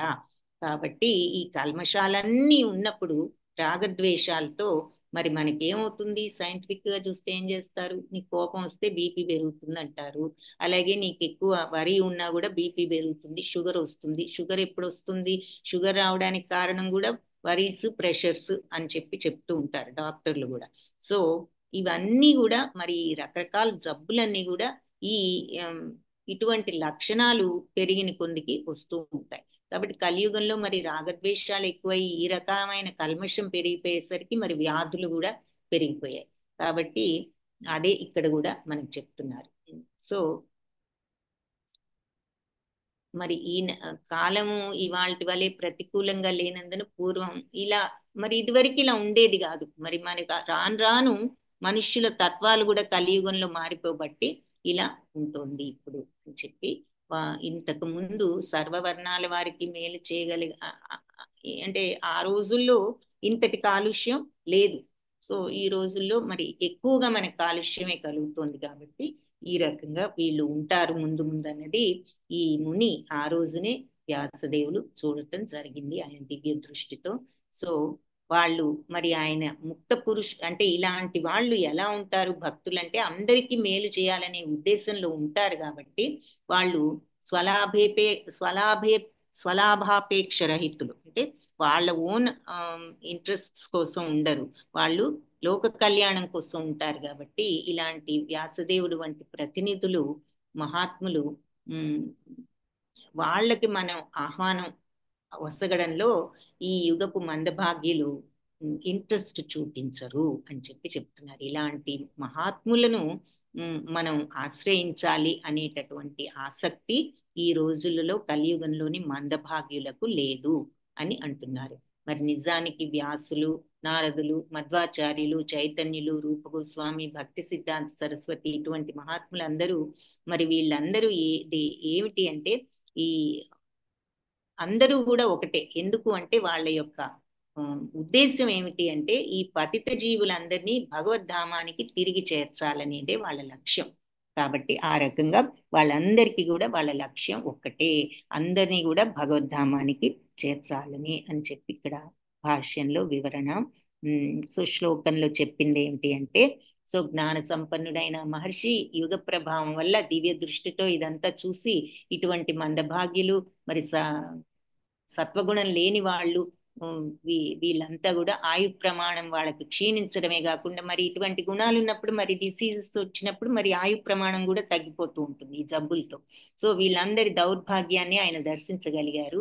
కాబట్టి అన్ని వర్ణాశ్రమాల వాళ్ళకి శుభాన్ని కలిగజేసే విషయం ఏమిటి అని ఆయన ఆలోచన, ఎలా వీళ్ళందరికీ మనం శుభాన్ని కలిగించాలి అని ఆలోచించడం ప్రారంభించారు. ఈ సరస్వతి నదీ తీరంలో స్నానం చేసి ధ్యానం చేస్తూ. చాతుర్హోత్రం కర్మ శుద్ధం ప్రజానాం వీక్ష వైదికం వ్యదదాత్యగ్న సంతత్యై వేదమేకం చతుర్విధం. సో 4 యజ్ఞహోత్రాలను కర్మశుద్ధం ప్రజానాం జనసామాన్యం కోసం ఆయన వీక్ష కాంచి వైదికం వేద నియమాల ప్రకారం ఆయన వ్యదధాత్ అంటే చేశారు. ఏది యజ్ఞం సంతత్యై విస్తరింపజేయడానికి వేదం ఏకమైన వేదాన్ని చతుర్విధం 4 రకాలుగా. అంటే మానవుడు శుద్ధిపడడానికి ఏం చేయాలని ఆలోచించడం ప్రారంభించారు కదా. సో అలా శుద్ధిపడటానికి వేదంలో చెప్పబడ్డ యజ్ఞాలే ఇక మార్గం అని ఆయనకి అర్థమైంది. ఆయన చూడగలిగారు. ఆయన ధ్యానించిన తర్వాత ఇక వీళ్ళని శుద్ధిపరచాలి అంటే ఈ వేదాల్లో చెప్పిన యజ్ఞాలే మార్గము అని ఆయన అనుకున్నారు. ఆయన చూడగలిగారు, తెలుసుకుని అలాంటి యజ్ఞాలు ఈ జనులందరిలోనూ వ్యాప్తం చేయాలి. కాబట్టి ఆ పద్ధతిని ఈజీగా సులభం చేయాలి అనే ఉద్దేశంతో అదివరకు ఒకే ఒక్కగా ఉన్న వేదాన్ని 4 భాగాలుగా విభజించారు. సో మొదట్లో ఓన్లీ యజుర్వేదం ఉండేది. దానిని ఈయన మరి ఒక్క వేదాన్ని అంత పెద్దది చదవడం కష్టం, ఇలా 4 భాగాలుగా విభజిస్తే ఈజీ, అది చదివి వీళ్ళంతా కూడా ఈ యజ్ఞాల ద్వారా ఈ జ్ఞానాన్ని పొందుతారు, మనం శుద్ధి పొందే మార్గాన్ని తెలుసుకుంటారు అని చెప్పి ఆ యజుర్వేదాన్ని 4 రకాలుగా విభజించారట. ఆ 4 మరి మనకు తెలిసిన వేదాలే 4 వేదాలు. సో ఋగ్వేదం, సామవేదం, యజుర్వేదం, అథర్వణ వేదంగా విభజించడం జరిగింది అని చెప్పి చెప్తున్నారు. అయితే ఈ 4 వేదాలుతో పాటుగా పంచమ వేదంగా పురాణాలని, మహాభారతాన్ని, సంహితాలని కూడా కలిపారు. ఎందుకు అంటే ఇప్పుడు వ్యాసదేవులు ఆయన శిష్యులు మరి ఎంతో ఇలాంటి పతిత జీవుల పట్ల కరుణున్న వాళ్ళు కాబట్టి ఈ 4 వేదాల ద్వారా చెప్పబడే ఉపదేశాలను వివరించే పురాణాలు, మహాభారతము వాస్తవానికి ఇవన్నీ కూడా, అంటే ఈ 5th వేద పాయింట్ ఏమిటి అంటే ఈ 5వ వేదం ఈ భాష్యంలో మనకి చెప్తున్న పాయింట్, 5వ వేదం మరి ఈ పురాణాలు, మహాభారతం, ఈ సంహితాలు అని చెప్పి చెప్తున్నారు. ఎందుకు అంటే ఇప్పుడు ఈ పురాణాలు, ఈ మహాభారతం ఇవన్నీ మనం చదివితే ఏమవుతాయి, మనకు అందులో చెడు తెలుస్తోంది, మంచి తెలుస్తోంది. మంచి మార్గంలో ప్రవేశిస్తే భగవంతుడు ఎలా అనుగ్రహిస్తున్నాడో చూస్తున్నాం. చెడు మార్గంలో ఉన్న వాళ్ళందరూ ఏ రకంగా మరి వాళ్ళ స్వభావానికి తగ్గ రిజల్ట్ని వాళ్ళు అనుభవిస్తున్నారో మనం చూసాం. భారతంలో కానీ ఈ పురాణాల్లో కానీ మనకి వేదాలలో చెప్పిన ధర్మాలన్నీ కథగా మనకి ప్రాక్టికల్గా చూపించేటటువంటి విషయాలన్నమాట ఇందులో ఉన్నాయి. అక్కడేమో సిద్ధాంతాలు మాత్రమే చూస్తున్నాం వేదాల్లో. ఇక్కడ మనం దానిని ఎలా అప్లై చేస్తే ఏ రకంగా దాని రిజల్ట్స్ వస్తున్నాయన్నది మనం చూసాం భారతంలో కానీ పురాణాల్లో కానీ. కాబట్టి అవి కూడా పంచమ వేదము అని చెప్పి చాందోగ్యోపనిషత్తులో కూడా రాశారు. మహాభారతం కూడా మరి పంచమవేదం, పురాణాలు పంచమ వేదం అని చాందోగ్యోపనిషత్తులో ఉన్నది. జీవగోస్వామి కూడా ఆయన ఇదే విధంగా అభిప్రాయపడి నిర్ధారించారు, ఇది పంచమ వేదము ఈ పురాణాలన్నీ దాని. ఋగ్యజు సామాధర్వాఖ్యా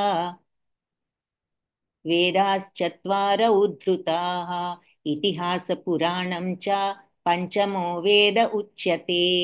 సో ఈ విధంగా జ్ఞానపు ఆదిమూలం యొక్క 4 విభాగాలు విడిగా ఏర్పాటు చేయబడ్డాయి. సో జ్ఞానపు ఆదిమూలం అంటే జ్ఞానానికి మూలమైన ఆ వేదం, దాని యొక్క 4 భాగాలు కూడా సెపరేట్ చేయబడ్డాయి ఈ రకంగా అని మళ్ళీ ఇక్కడ చెప్తున్నారు. ఏమిటి? చారిత్రక విషయాలు, ప్రామాణిక కథలు ఉన్న పురాణాలు, ఇవన్నీ కూడా పంచమ వేదంగా పిలువబడ్డాయి అని చెప్పి ఇక్కడ స్వయంగా మరి సూత మహాముని ఇక్కడ మనకి చెప్పడం జరిగిందన్నమాట. తత్ర ఋగ్వేదధరః పైలః సామగో జైమిని కవిః వైశంపాయన ఏవైకో నిష్ణాతో యజుషాముత. సో ఆ రకంగా తరువాత ఋగ్వేదధరః పైలః, ఋగ్వేదానికి ఆచార్యుడు ఎవరు అంటే పైల మహాముని. సామగో జైమిని కవి, సామవేదానికేమో జైమిని ఋషి. వైశంపాయన ఏవైకో, వైశంపాయనుడు ఒక్కడే నిష్ణాతుడు ఆయన. యజుషాం ఉత, ఆయన ఋగ్వేదానికి వీళ్ళందరినీ పెట్టారనమాట. ఈ విధంగా 4 వేద భాగాలు 4 భాగాలుగా విభజింపబడ్డాయి వేదాలు. ఈ 4 వేదాలు కూడా తర్వాత ఋగ్వేదాన్నేమో పైల ఋషికి, అంటే ఒక్కొక్క దానికి ఒక్కొక్కరు గురువులు ఆచార్యులు అయ్యారనమాట. సో ఋగ్వేదాన్ని పైల ఋషి ఆచార్యుడు, జైమిని ఋషి ఏమో సామవేదానికి. ఇకపోతే వైశంపాయన ముని ఎవరు? ఆయన మరి యజుర్వేదానికి పారంగతుడు అయ్యాడు. ఎందుకు అంటే ఆయన యజుర్వేదం మరి ఇంకా కొంచెం ఇది కాబట్టి ఆయన ఇట్లా ఒక్కొక్కళ్ళు ఒక్కొక్క దానికి అయ్యారు గురువులు. నెక్స్ట్ ఇంకా మిగిలింది ఏమిటి అంటే అధర్వణ వేదం. అధర్వాంగి రసామాసీత్ సుమంతుర్ధారుణో ముని ఇతిహాస పురాణానాం పితామేరో మహర్షణః. సో అధర్వ వేదం అంగీరస ఋషికి ఇచ్చారనమాట. ఆసీత్ ఇవ్వబడింది. అలాగే సుమంతు నామం కూడా కలిగిన దారుణో ముని, అంటే అధర్వ వేదంలో శ్రద్ధ ఉన్న ఆ మునికి. సో ఎంతో అత్యంత శ్రద్ధావంతుడైన సుమంతముని, ఆయనకి అంగీరసుడికి సుమంతుడు అనే పేరు కూడా ఉంది. సుమంతముని అంగీరసుడికి అధర్వణ వేదం ఇవ్వబడింది. ఇకపోతే ఇతిహాస పురాణం పితామే రోమహర్షణ. ఇకపోతే ఇతిహాస పురాణాలన్నీ కూడా నా తండ్రి అయిన రోమహర్షణుడికి ఇవ్వబడ్డాయి. పితామే, నా యొక్క పితృడైన రోమహర్షణుడికి ఇవ్వబడ్డాయి అని చెప్పి చెప్తున్నారు. సో అత్యంత శ్రద్ధావంతుడైన సుమందముని అంగీరసుడికి అధర్వణ వేదం ఇవ్వబడగా, నా తండ్రికి రోమహర్షణుడికి పురాణాలు ఇతిహాసాలు ఇవ్వబడ్డాయి అని చెప్పి చెప్తున్నారు. అధర్వణ వేదంలో ఎన్నో కఠిన నియమాలు ఖచ్చితంగా పాటించాలి. అలాంటి నియమాలు అంగీరసముని మరి అధర్వణ వేదం అనుసరించే వాళ్ళకి నాయకుడు. శృతి మంత్రాలు కూడా అని శృతి మంత్రాల్లో కూడా చెప్పబడింది అని చెప్పి చెప్తున్నారు. సో ఒక్కొక్క వేదానికి ఒక్కొక్క గురువును ఇచ్చారనమాట. తయేత ఋషయో వేదం, మరి అంటే మరి ఆయన డివైడ్ చేసిన తర్వాత ఒక్కొక్క దాన్ని ఒక్కొక్క గురువు ఒక్కొక్క మునికి ఇచ్చి మీరు ఈ విషయాన్ని ప్రచారం చేయండి, ఈజీగా ఉంటుంది కాబట్టి. ఒకే చోట అన్నీ ఉన్నప్పుడు దాన్ని అర్థం చేసుకోవడం, ఎక్స్ప్లెయిన్ చేయడం కష్టం కాబట్టి 4 పార్ట్స్గా డివైడ్ చేసి ఒక్కొక్క దాన్ని ఒక్కొక్కరికి ప్రచారం చేయడానికి, ఎక్స్ప్లెయిన్ చేయడానికి గురువుగా ఒక్కొక్కరికి అప్పచెప్పడం జరిగింది. తయేత ఋషయో వేదం స్వం స్వం వ్యస్యన్ననేకధా శిష్యై ప్రశిష్యైస్తచ్చిష్యైర్వేదాస్తే శాఖినో భవన్. ఈ ఋషులందరూ కూడా వాళ్ళకు అప్పగించబడ్డ వేదాలను తిరిగి వాళ్ళ శిష్యులకు, ప్రశిష్యుల శిష్యులకు వసగి ఉన్నారు. ఈ విధంగా వేదాలను అనుసరించే వాళ్ళు ఆయా శాఖలు ఉనికిలోకి వచ్చాయి అని చెప్తున్నారన్నమాట. సో వీళ్ళందరూ కూడా ఇవన్నీ ఈ పండితులు ఈ వేదాలన్నిటినీ స్వం వాళ్ళకి ఇచ్చినటువంటి ఈ వేదాలను వివరించారట.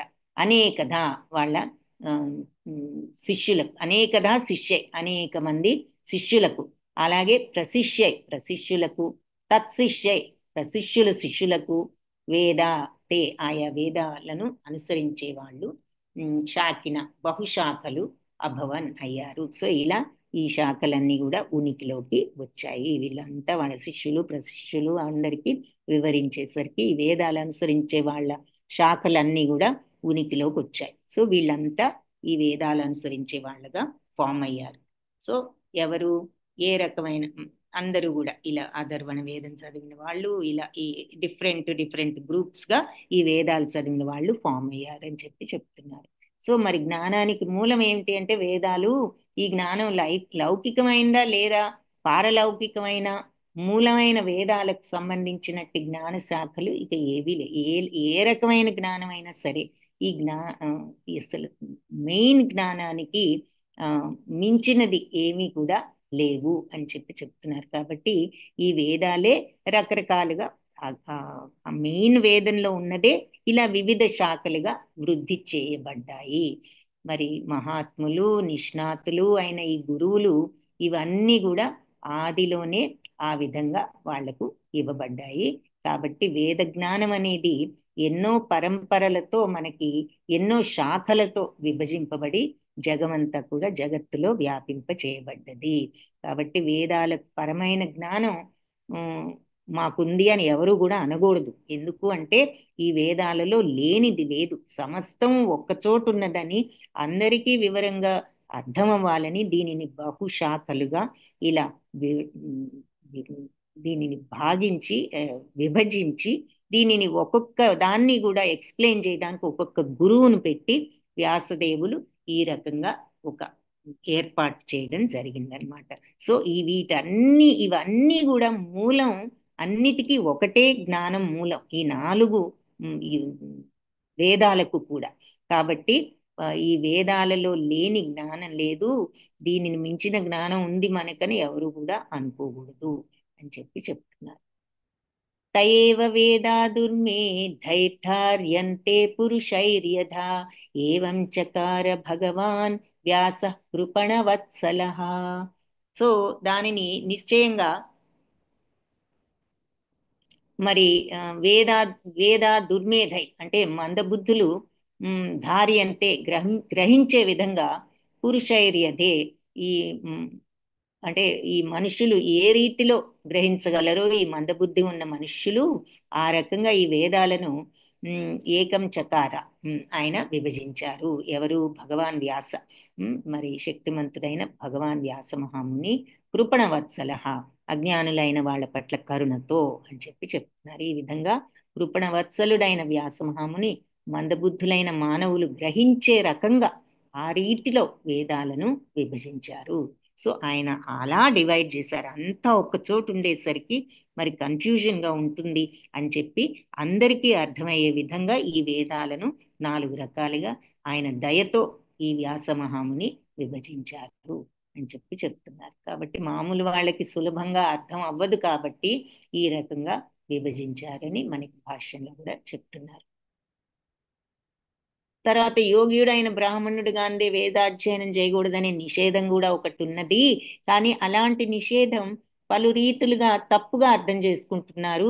కేవలం బ్రాహ్మణ వంశంలో జన్మించితేనే మరి వేదాలు చదవాలని అనుకుంటున్నారు, వాళ్ళకే అధికారం ఉందని వాదిస్తున్నారు. బ్రాహ్మణ వంశంలో లేని వాళ్ళు అది వేరే వాళ్ళు మరి ఇది అన్యాయం అని కూడా భావిస్తున్నారు. కాబట్టి ఇద్దరు కూడా తప్పుదారి పట్టిన వాళ్ళే అంటున్నారు. వేదాలను స్వయంగా భగవంతుడే బ్రహ్మదేవుడికి బోధించవలసి వచ్చింది. అంటే వేద విషయాలు సత్వగుణ లక్షణాలు ఉన్న వాళ్ళకే అవగతం కాగలవు. కాబట్టి రజస్తమో గుణాలు గుణ సంపన్నులు వేదాల విషయాలను ఎన్నడూను అవగాహన చేసుకోలేరు. అటువంటి వేదాల ముఖ్య లక్షణం భగవంతుడు అయిన శ్రీకృష్ణ భగవానుడు. అంటే వేదాల యొక్క అంతిమ లక్ష్యం ఏమిటి అంటే భగవంతుడిని అర్థం చేసుకోవటం అన్నది చూసాం. కాబట్టి ఆ విషయాన్ని ఇక్కడ గుర్తు చేస్తున్నారు. కానీ అంటే బ్రాహ్మణులే చదవాలి అని కొంతమంది, మాకు ఈ అవకాశం లేదని కొంతమంది అనుకుంటున్నారు. అది ఏది కరెక్ట్ కాదు. సత్వగుణవంతులకు వేదాన్ని చదివేటటువంటి అర్హత ఉన్నది. అంతే. ఎందుకు అంటే వేదాలు చదివితే భగవంతుడిని అర్థం చేసుకుంటారు అంటే సత్వగుణం ఉన్నప్పుడే భగవంతుడిని అర్థం చేసుకోవచ్చు. రజస్తమో గుణాలు ఉన్నప్పుడు భగవంతుడు అర్థం కారు అని ఇక్కడ మనకి ఎక్స్ప్లెయిన్ చేస్తున్నారు భాష్యంలో. మరి ఈ సత్యయుగంలో ప్రతి ఒక్కరూ సత్వగుణ సంపన్నులుగా ఉన్నారు. మరి క్రమంగా ఈ సత్వగుణం త్రేతాయుగం ద్వాపర యుగాల్లో క్షీణించి జనులందరూ కూడా పాపవర్తనులు అయిపోయారు.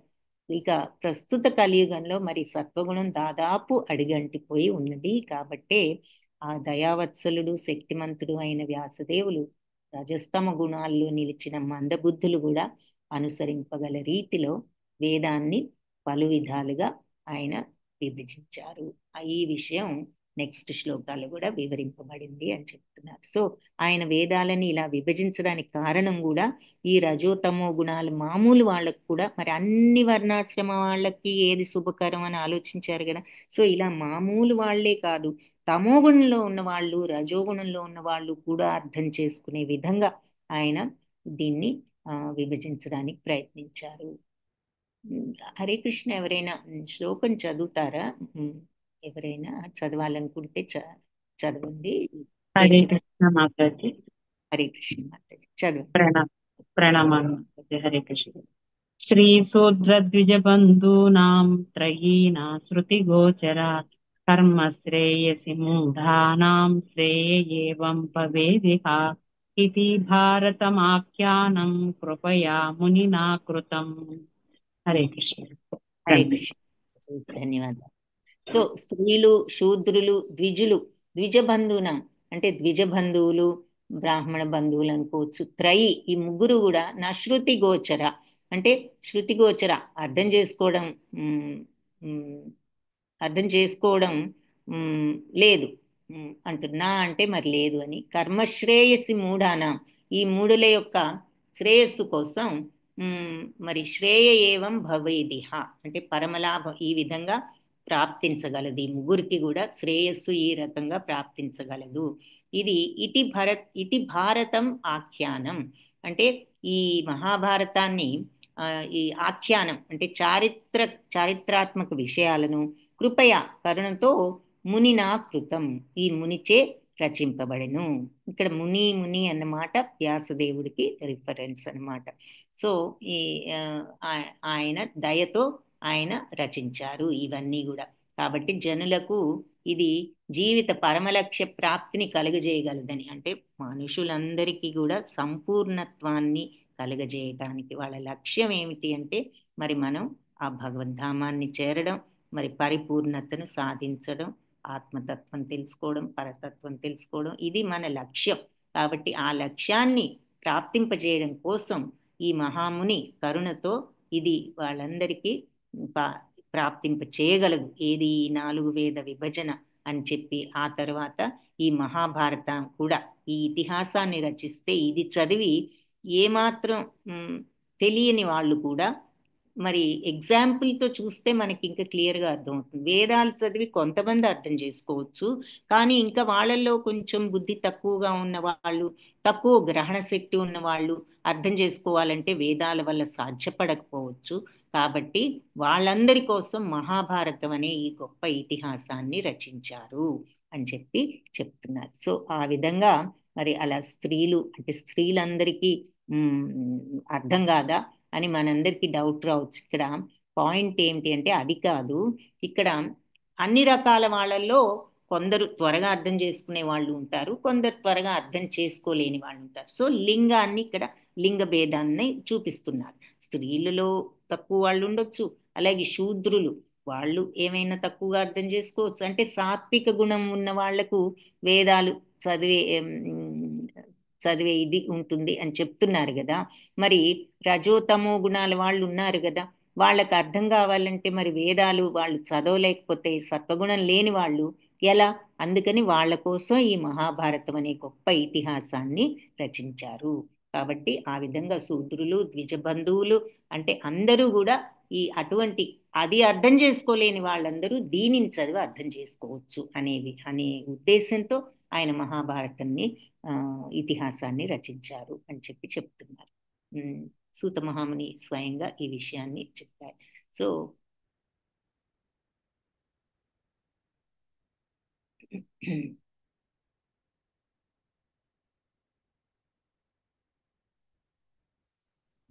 నెక్స్ట్ శ్లోక చదవండి ప్రభుజీ. 26th శ్లోకం. హరే కృష్ణ. హరే కృష్ణ. ఏవం ప్రవృత్తస్య సదా భూతానాం శ్రేయసి ద్విజాః సర్వాత్మా కేనాపి యదా నాతుష్యత్ ఉదయం తతః. హరే కృష్ణ. ధన్యవాదాలు ప్రభు. ధన్యవాదాలు.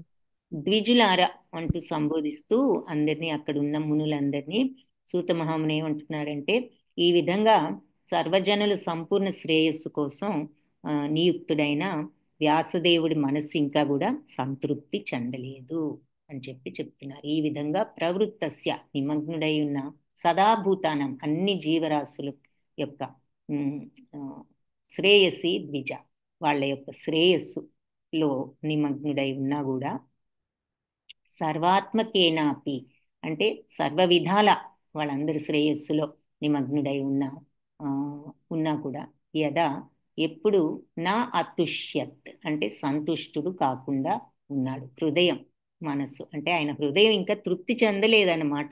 ఇంతగా వాళ్ళందరి సంపూర్ణ శ్రేయస్సులో ఆయన నిమగ్నమై ఇంత ఆలోచన చేసి, ఏర్పాట్లని చేసి, మహాభారతం రాసి ఇవన్నీ చేశారు, అయినా కూడా ఆయన మనసు సంతృప్తి చెందలేదు ద్విజులారా అని చెప్తున్నారు అన్నమాట. ఇక్కడ నాతి ప్రసీద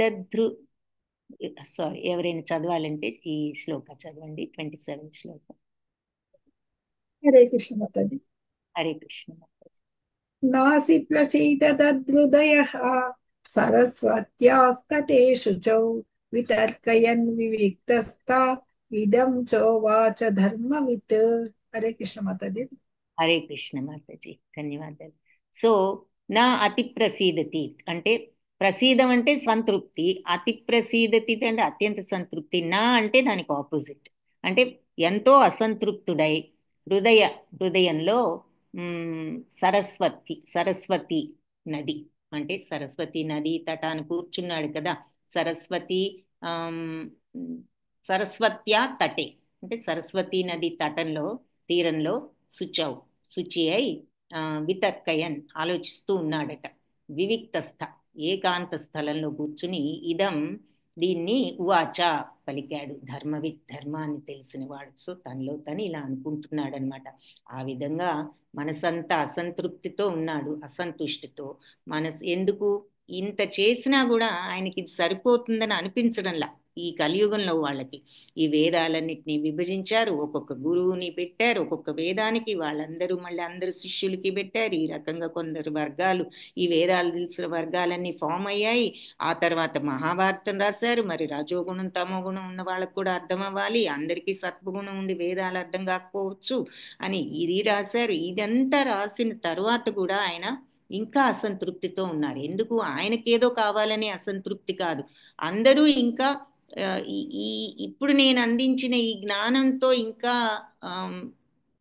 ఉపయోగించుకోలేని వాళ్ళు ఇంకా కొందరు ఉంటారు, ఈ జ్ఞానంతో కూడా జ్ఞానాన్ని తెచ్చుకోలేని వాళ్ళు ఇంకా కొందరు ఉండొచ్చు అనే విషయం ఆయనకు తెలుసు. కాబట్టి ఆయన అర్థం చేసుకున్నారు. కాబట్టి దివ్య దృష్టితో అంతటి అజ్ఞానులు ఉంటారు అని ఆయన తెలుసుకున్నారు. కాబట్టి ఆయన ఈ మనస్సులో అసంతృప్తి ఉన్నది, వీళ్ళని ఏ రకంగా కైవల్య పరుల్ని చేయాలి అనే ఉద్దేశంతో ఆయన ధర్మాన్ని తెలిసిన వాడు. కాబట్టి అంటే ఏమిటి ధర్మం? అందరినీ కూడా కైవల్యవంతుల్ని చేయడమే మహాత్ములు ప్రయత్నించే పని. కాబట్టి ఆయన ధర్మం అది ధర్మం అని వాళ్ళకి తెలుసు. వాళ్ళ ధర్మం ఏమిటి అంటే అందరినీ కూడా మొత్తం భగవంతుడి దగ్గరికి చేర్చాలి అనేటటువంటిది ధర్మం వాళ్లకు. కాబట్టి అది ఆ ధర్మపరాయణుడు కాబట్టి ఆయన ఆలోచనాపరుడు అయ్యాడు. తనలో ఆలోచిస్తూ వీళ్ళు ఇంకా ఏం చేయాలి, నేను అందరినీ కూడా ఈ మార్గంలోకి తీసుకువెళ్ళాలంటే ఏం చేయాలి అని ఆలోచిస్తూ తనలో తాను ఇలా అనుకుంటున్నారట. ఏమని? ఓకే, 28, 29 రెండు శ్లోకాస్ ఉన్నాయి. హరే కృష్ణ మాతాజీ. నేను చదువుతాను మాతాజీ. హరే కృష్ణ. హరే కృష్ణ. దృఢవ్రతేన హి మయా ఛందాంసి గురవోజ్ఞయః మానితా నిర్వ్యలీకేన గృహీతం చానుశాసనం భారతవ్యపదేశేన రామ్నాయాతశ్చ ప్రదర్శితః దృశ్యతే యత్ర ధర్మాది స్త్రీశూద్రాదిభిరప్యుత. హరే కృష్ణ మాతాజీ. ధన్యవాదాలు. హరే కృష్ణ మాతాజీ, ధన్యవాదాలు. సో దృఢవ్రతంతో నిశ్చయంగా నాచే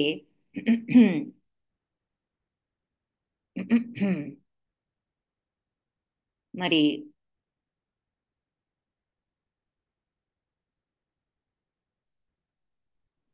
నేను ఎంతో నిశ్చయంగా ఈ ఛందాలు అంటే ఛందాంసి అంటే వేద మంత్రాలు, గురువులు, మరి అగ్నయ యాగాగ్ని యథావిధిగా పూజింపబడ్డాయి. నేను అందరినీ అంటే నిశ్చయంగా పూజించాను కరెక్ట్ అయిన దృఢవ్రతంతో. నిర్వ్యలీకేన అంటే నిష్కపటంగా, గృహీతంచ స్వీకరించాను. అన్నిటినీ కూడా నేను నిష్కపటంగా స్వీకరించాను. ఏది? ఈ పద్ధతులన్నిటినీ. అనుశాసనం అంటే ఈ ఆజ్ఞలన్నిటినీ కూడా. తర్వాత భారతం అంటే మహాభారతం వ్యపదేశేన అది రచించడం ద్వారా నిశ్చయంగా ఆమ్నాయార్థ అంటే గురు శిష్య పరంపర యొక్క భావనను మరియు ప్రదర్శిత సరైన పద్ధతిలో వివరించాను. దృశ్యమే అవసరమైన దానిని ఎక్కడ ధర్మ అది అంటే ధర్మ మార్గాన్ని స్త్రీ శూద్ర ఆదిభి అపి అంటే స్త్రీలు శూద్రులు మొదలగు వారిచే కూడా పలకబడింది అని చెప్తున్నారు. అంటే నేను ఈ దృఢవ్రతాన్ని పాటిస్తూ నిష్కపట భావంతో ఉంటూ ఈ వేదాలను, గురువులను, యజ్ఞాలను కూడా నేను అర్చించాను. మరి అలా అంటే అంత శుద్ధ చిత్తంతో ఉండాలన్నమాట. అలా ఎంతో దృఢవ్రతంలో ఉంటూ నేను నిష్కపట భావంతో వేదాలను, గురువును, యాగాగ్నులను అన్నిటినీ కూడా అర్చించాను. మరి సర్వ విధాలైన ఆజ్ఞలకు కూడా లోబడి ఉండి స్త్రీలు, శూద్రులు, ద్విజబంధువులు వంటి వారు కూడా ధర్మపదాన్ని కాంచగల రీతిలో గురు శిష్య పరంపర యొక్క భావాన్ని మహాభారత వ్యాఖ్యానం ద్వారా తెలియజేశాను అని చెప్తున్నారనమాట. అంటే నేను మరి వీలైనంత నియమబద్ధంగా ఉంటూ నేను అందరి పట్ల గౌరవభావంతో వేదాల పట్ల, గురువుల పట్ల, యజ్ఞాల పట్ల అందరినీ పూజించి అలాంటి పవిత్రమైన స్థితిలో ఆయన భారతాన్ని రచించారనమాట. అంత పవిత్రంగా దృఢవ్రతంలో నిమగ్నమై ఉంటూ నేను అన్ని ఆజ్ఞలకు లోబడి ఉండి ఆ రకంగా స్త్రీలు గాని, శూద్రులు గాని, ద్విజబంధువులు గాని ఎవరైనా సరే ధర్మపదాన్ని తెలుసుకోగలిగే విధంగా నేను ఒక గురు శిష్య పరంపర యొక్క భావాన్ని మహాభారత వ్యాఖ్యానం ద్వారా తెలియజేశాను. ఈ గురు శిష్య పరంపర ద్వారా వచ్చినటువంటి ధర్మాన్ని నేను ఈ భారతం అనేటటువంటి వ్యాఖ్యానం ద్వారా తెలియజేశాను. మామూలుగా తెలియజేశారా? లేదు. ఎంతో దృఢవ్రతంలో ఉంటూ గురువుల్ని, వేదాల్ని, యజ్ఞాల్ని అర్చించి నిష్కపట భావంతో ఆయన ఈ మహాభారతాన్ని రచించారు. దేనికి? స్త్రీలు, శూద్రులు, ద్విజబంధువులు ఎలాంటి వారైనా సరే అర్థం చేసుకుని ధర్మపదాన్ని తెలుసుకోవాలి, ధర్మ మార్గాన్ని తెలుసుకోవాలి అనే ఉద్దేశంతో ఆయన ఈ రకంగా ఎంతో నిష్ఠతో రచించినటువంటి చరిత్ర ఈ మహాభారతం అని సూత మహాముని తెలియజేస్తున్నారు. మరి గురు శిష్య పరంపరలో ఉన్న అంటే గురు శిష్య పరంపర ద్వారానే కరెక్ట్ అయిన అర్థం వస్తుంది కాబట్టి ఆ గురు శిష్య పరంపర విధానంలో నేను ఈ వ్యాఖ్యానాన్ని తెలియజేశాను అని చెప్తున్నారు. కాబట్టి ఆయన అంత క్లియర్గా చెప్పారు కాబట్టి ఈ యుగంలో ఒక రకంగా మూల వేదాల కంటే మహాభారతమే ఇంకా అత్యవసరం అంటున్నారు. ఎందుకంటే మరి ఎక్కువగా ఈ యుగంలో ఉన్నది ఎవరు? మరి రజో తమో గుణాలు ఉన్న వాళ్ళే ఉన్నారు. వాళ్లకు మరి వేదాలు అర్థం చేసుకోవడం కష్టం. కాబట్టి ఈ యుగంలో మనకు అర్థం అవ్వాలి అంటే ఈ మహాభారతమే మనకి అత్యంత అవసరం అని భాష్యంలో చెప్తున్నారు. తదాపి నెక్స్ట్ శ్లోక కూడా చదువుదాము. ఎవరైనా చదివే వాళ్ళు ఉంటే చదువు. 30th శ్లోకం. హరే కృష్ణ మాతాజీ చదువుతాను. హరే కృష్ణ మాతాజీ. హరే కృష్ణ మాతాజీ. తథాపి బత మే ఓకే. తథాపి బత మే దైహ్యో మా చైవాత్మనా విభుః అసంపన్నైవ భాతి బ్రహ్మవచ్చస్య సత్తమః.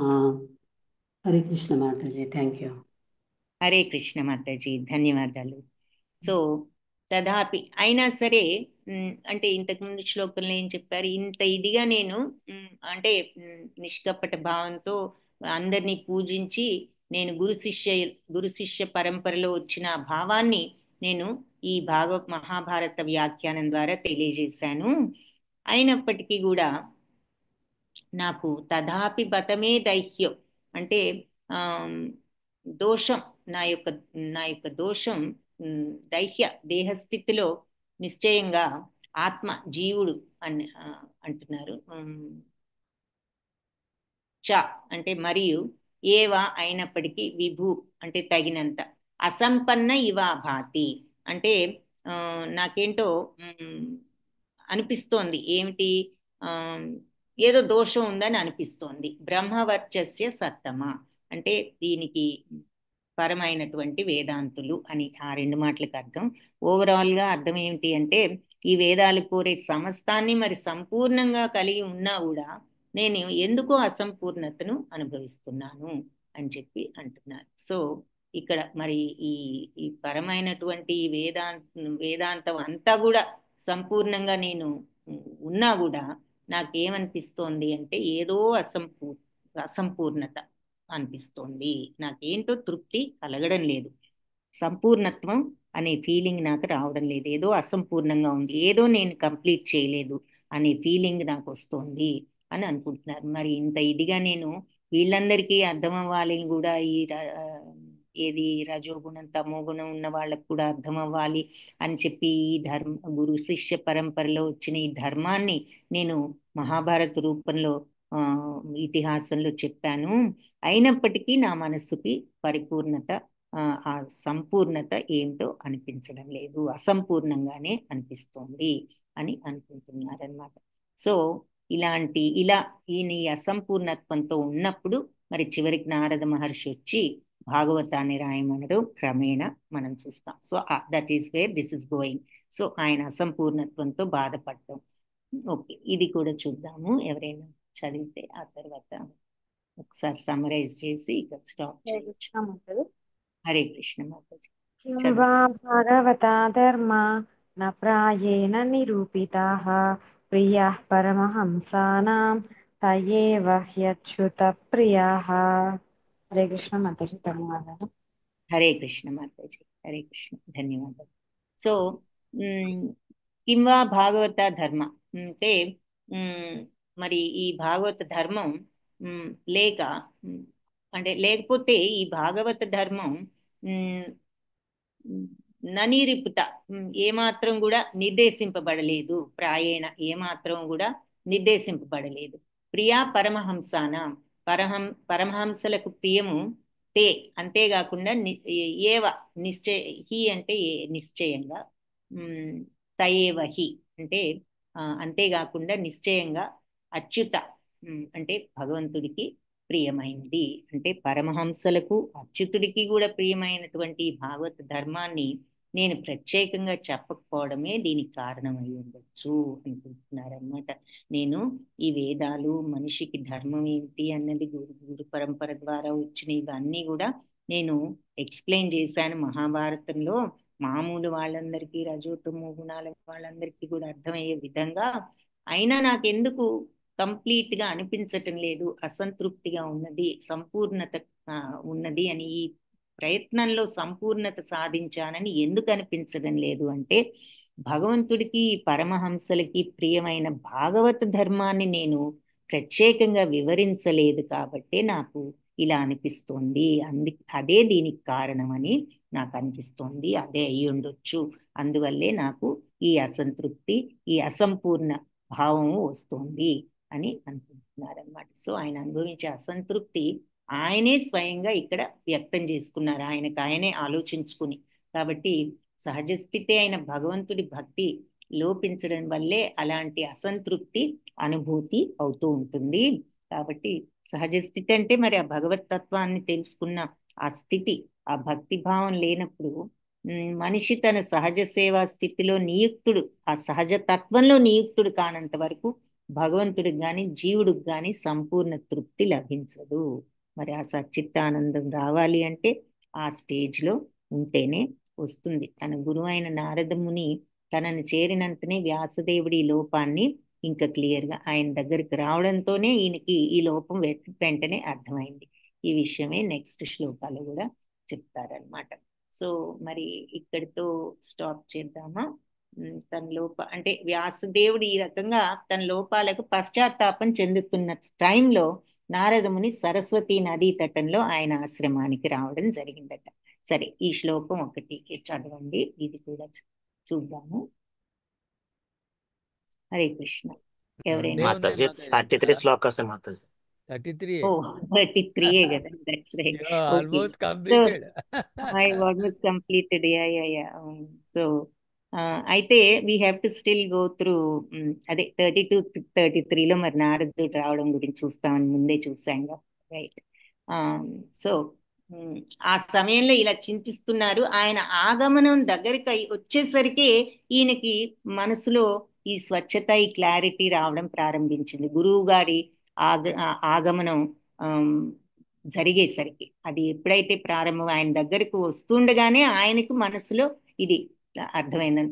గురువు తనని చేరినంతనే వ్యాసదేవుడికి ఈ లోపం అర్థమైపోయింది. ఆయన దగ్గరకు రావడంతోనే ఆయనకి ఈ లోపం అర్థమైంది, ఎక్కడ లోపం ఉన్నది, ఎందుకు ఈ అసంతృప్తి అన్నది. సో అదే నెక్స్ట్ శ్లోకాలు కూడా చెప్తారు. ఓకే, సో ఈ 2 శ్లోకాస్ మీరు నెక్స్ట్ క్లాస్లో చెప్తారు కానీ.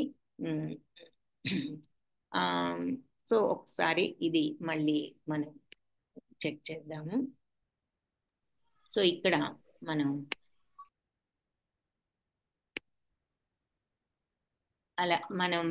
సూత మహాముని ఆయన యొక్క గొప్పతనం ఒక మాటలో చూసాం, సుఖదేవ మహాముని యొక్క గొప్పతనం మళ్ళీ చూసాం, సౌనకముని యొక్క ఆయన ఈ ప్రశ్నలన్నీ వేయడానికి ఆయన మిగిలిన వాళ్ళందరినీ రిప్రజెంట్ చేస్తున్నందుకు ఆయన అర్హతలు ఏమిటో చూసాం. ముగ్గురి యొక్క అర్హతలు ఇక్కడ చూసాము. తర్వాత బ్రాహ్మణులు పరివ్రాజకాచార్యులు అన్నది 13వ శ్లోకం. బ్రాహ్మణులు అంటే అన్ని వేద మంత్రాలు తెలిసిన వాళ్ళు అయి ఉండొచ్చు, కానీ పరివ్రాజకాచార్యులు అంటే అందరికీ కూడా ఈ ధర్మాన్ని అందించాలి అనేటటువంటి ఉద్దేశం ఉన్న వాళ్ళని పరివ్రాజకాచార్యులు అంటారు అన్నది అదొక ఇంపార్టెంట్ పాయింట్. 13th శ్లోకం మీరు అక్కడ పాయింట్ అనమాట అది. సో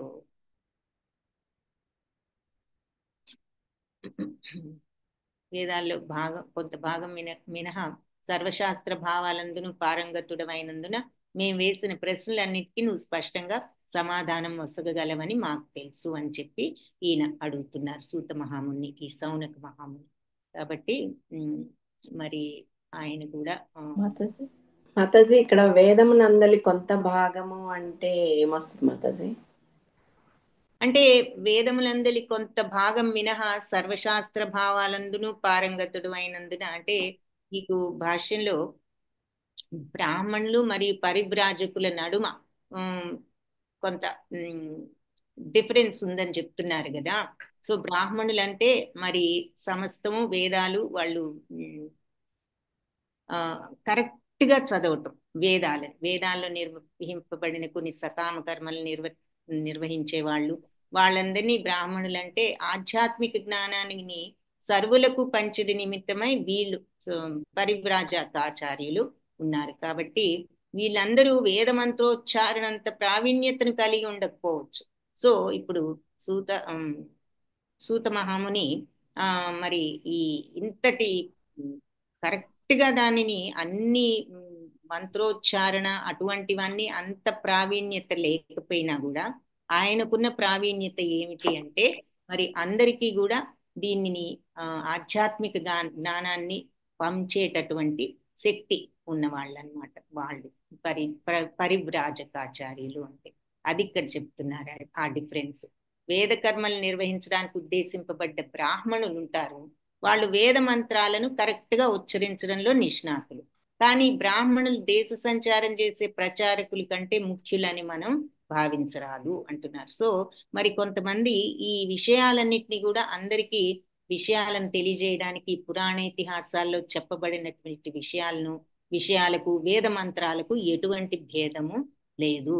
సో ఈ అంటే సబ్స్టెన్స్ లో ఏ భేదము లేదు. ఈ పురాణాలు చెప్పే వాళ్ళకి వేద మంత్రాలు రాకపోవచ్చు, కరెక్ట్ గా ఉచ్చారణలు అవి రాకపోవచ్చు, బట్ వాళ్ళకి విషయము నాలెడ్జ్ సబ్స్టెన్స్ రెండిటికి ఒకటే. వాళ్ళకి ఆ విషయాన్ని నలుగురికి చెప్పేటటువంటి సమర్థత ఉన్నది. నలుగురికి చెప్పి వాళ్ళని సరి అయిన మార్గంలో పెట్టాలనేటటువంటి కోరిక కూడా వాళ్లకు ఉన్నది. ఆ ధర్మం కూడా వాళ్ళు పాటిస్తున్నారు. కాబట్టి ఏం చెప్తున్నారు అంటే వేద మంత్రోచ్చారణ కంటే కూడా అనుభవమే మనకి ఈ ఉచ్చారణ కంటే కూడా ముఖ్యము అని చెప్తున్నారు. సో ఆ రకంగా మనం అర్థం చేసుకోవాలి. అంటే కొంత భాగం మినహా, అంటే ఇది పర్ఫెక్షన్ గా మనం పలకలేకపోయినా సర్వశాస్త్ర భావాల్లోనూ నువ్వు పారంగతుడు. అంటే ఫర్గెట్ అబౌట్ ద ప్రొనౌన్సియేషన్, అన్ని మంత్రాలు అవి అని అట్లా కాదు, నీకు మొత్తం వేద సర్వశాస్త్ర భావాలు కూడా నీకు సమస్తము తెలియవలసిన విషయం అంతా కూడా నీకు తెలుసు కాబట్టి అని అక్కడ అదనమాట మీనింగ్. ఇక్కడ మన భాషలో ఎక్స్ప్లెయిన్ వేద మంత్రోచ్చారణ తీసుకోవాలి ఆ కొంత భాగము అంటే జస్ట్ రిసైటల్. అందుకే ఇప్పుడు మనం మంత్రాలు చదవాలి అంటే మరి బ్రాహ్మణులు ఆ వేద మంత్రాలు కరెక్ట్ గా చదివే వాళ్ళని పిలుస్తాం. కానీ వాళ్ళ టాలెంట్ ఒకటైతే ఆ సబ్స్టెన్స్ ని చాలా చక్కగా అందరికీ అర్థమయ్యేటట్లు చెప్పగల టాలెంట్ ఉన్న వాళ్ళు ఈ పరివ్రాజకాచార్యులు అనమాట. వాళ్ళు more important than this Brahmanas అని చెప్తున్నారు. అది ఎక్కువ ఇంపార్టెంట్. ఎందుకు అంటే అందరికీ కూడా మరి నాలెడ్జ్ని తెలియజేసి అందరూ కూడా ఆ కైవల్యాన్ని పొందే మార్గాన్ని చూపిస్తున్నారు కదా. అది సర్వశాస్త్ర భావాల్లోనూ నువ్వు పారంగతుడు అని అంటున్నారు కదా. సో అందుకని మేము వేసిన ప్రశ్నలన్నిటికీ నువ్వు స్పష్టంగా సమాధానం చెప్పగలవని మాకు తెలుసు. నువ్వు అంటే ఈయనకి ఏ వేదాలు రావని కాదు, కానీ వాటిల్లో ఉన్నటువంటి కేవలం నీకు అంతటి ఇది ఉన్నా ఉండకపోయినా that is not important. You know the entire essence of this. నీకు ఈ సారం అంతా తెలుసు కాబట్టి నువ్వు చెప్పదగ్గవాడివి అని చెప్పండి. అది మాతాజీ లైవ్ ఆన్లో ఉంది మాతాజీ. హరే కృష్ణ మాతాజీ. హరే కృష్ణ. అదే 13లో భాషలో మొదట్లైన ఏంటి మాతాజీ? వేదములు పురాణములు నడుమ భేదము, బ్రాహ్మణులు మరియు పరివ్రాజకుల నడుమ వంటిది అంటే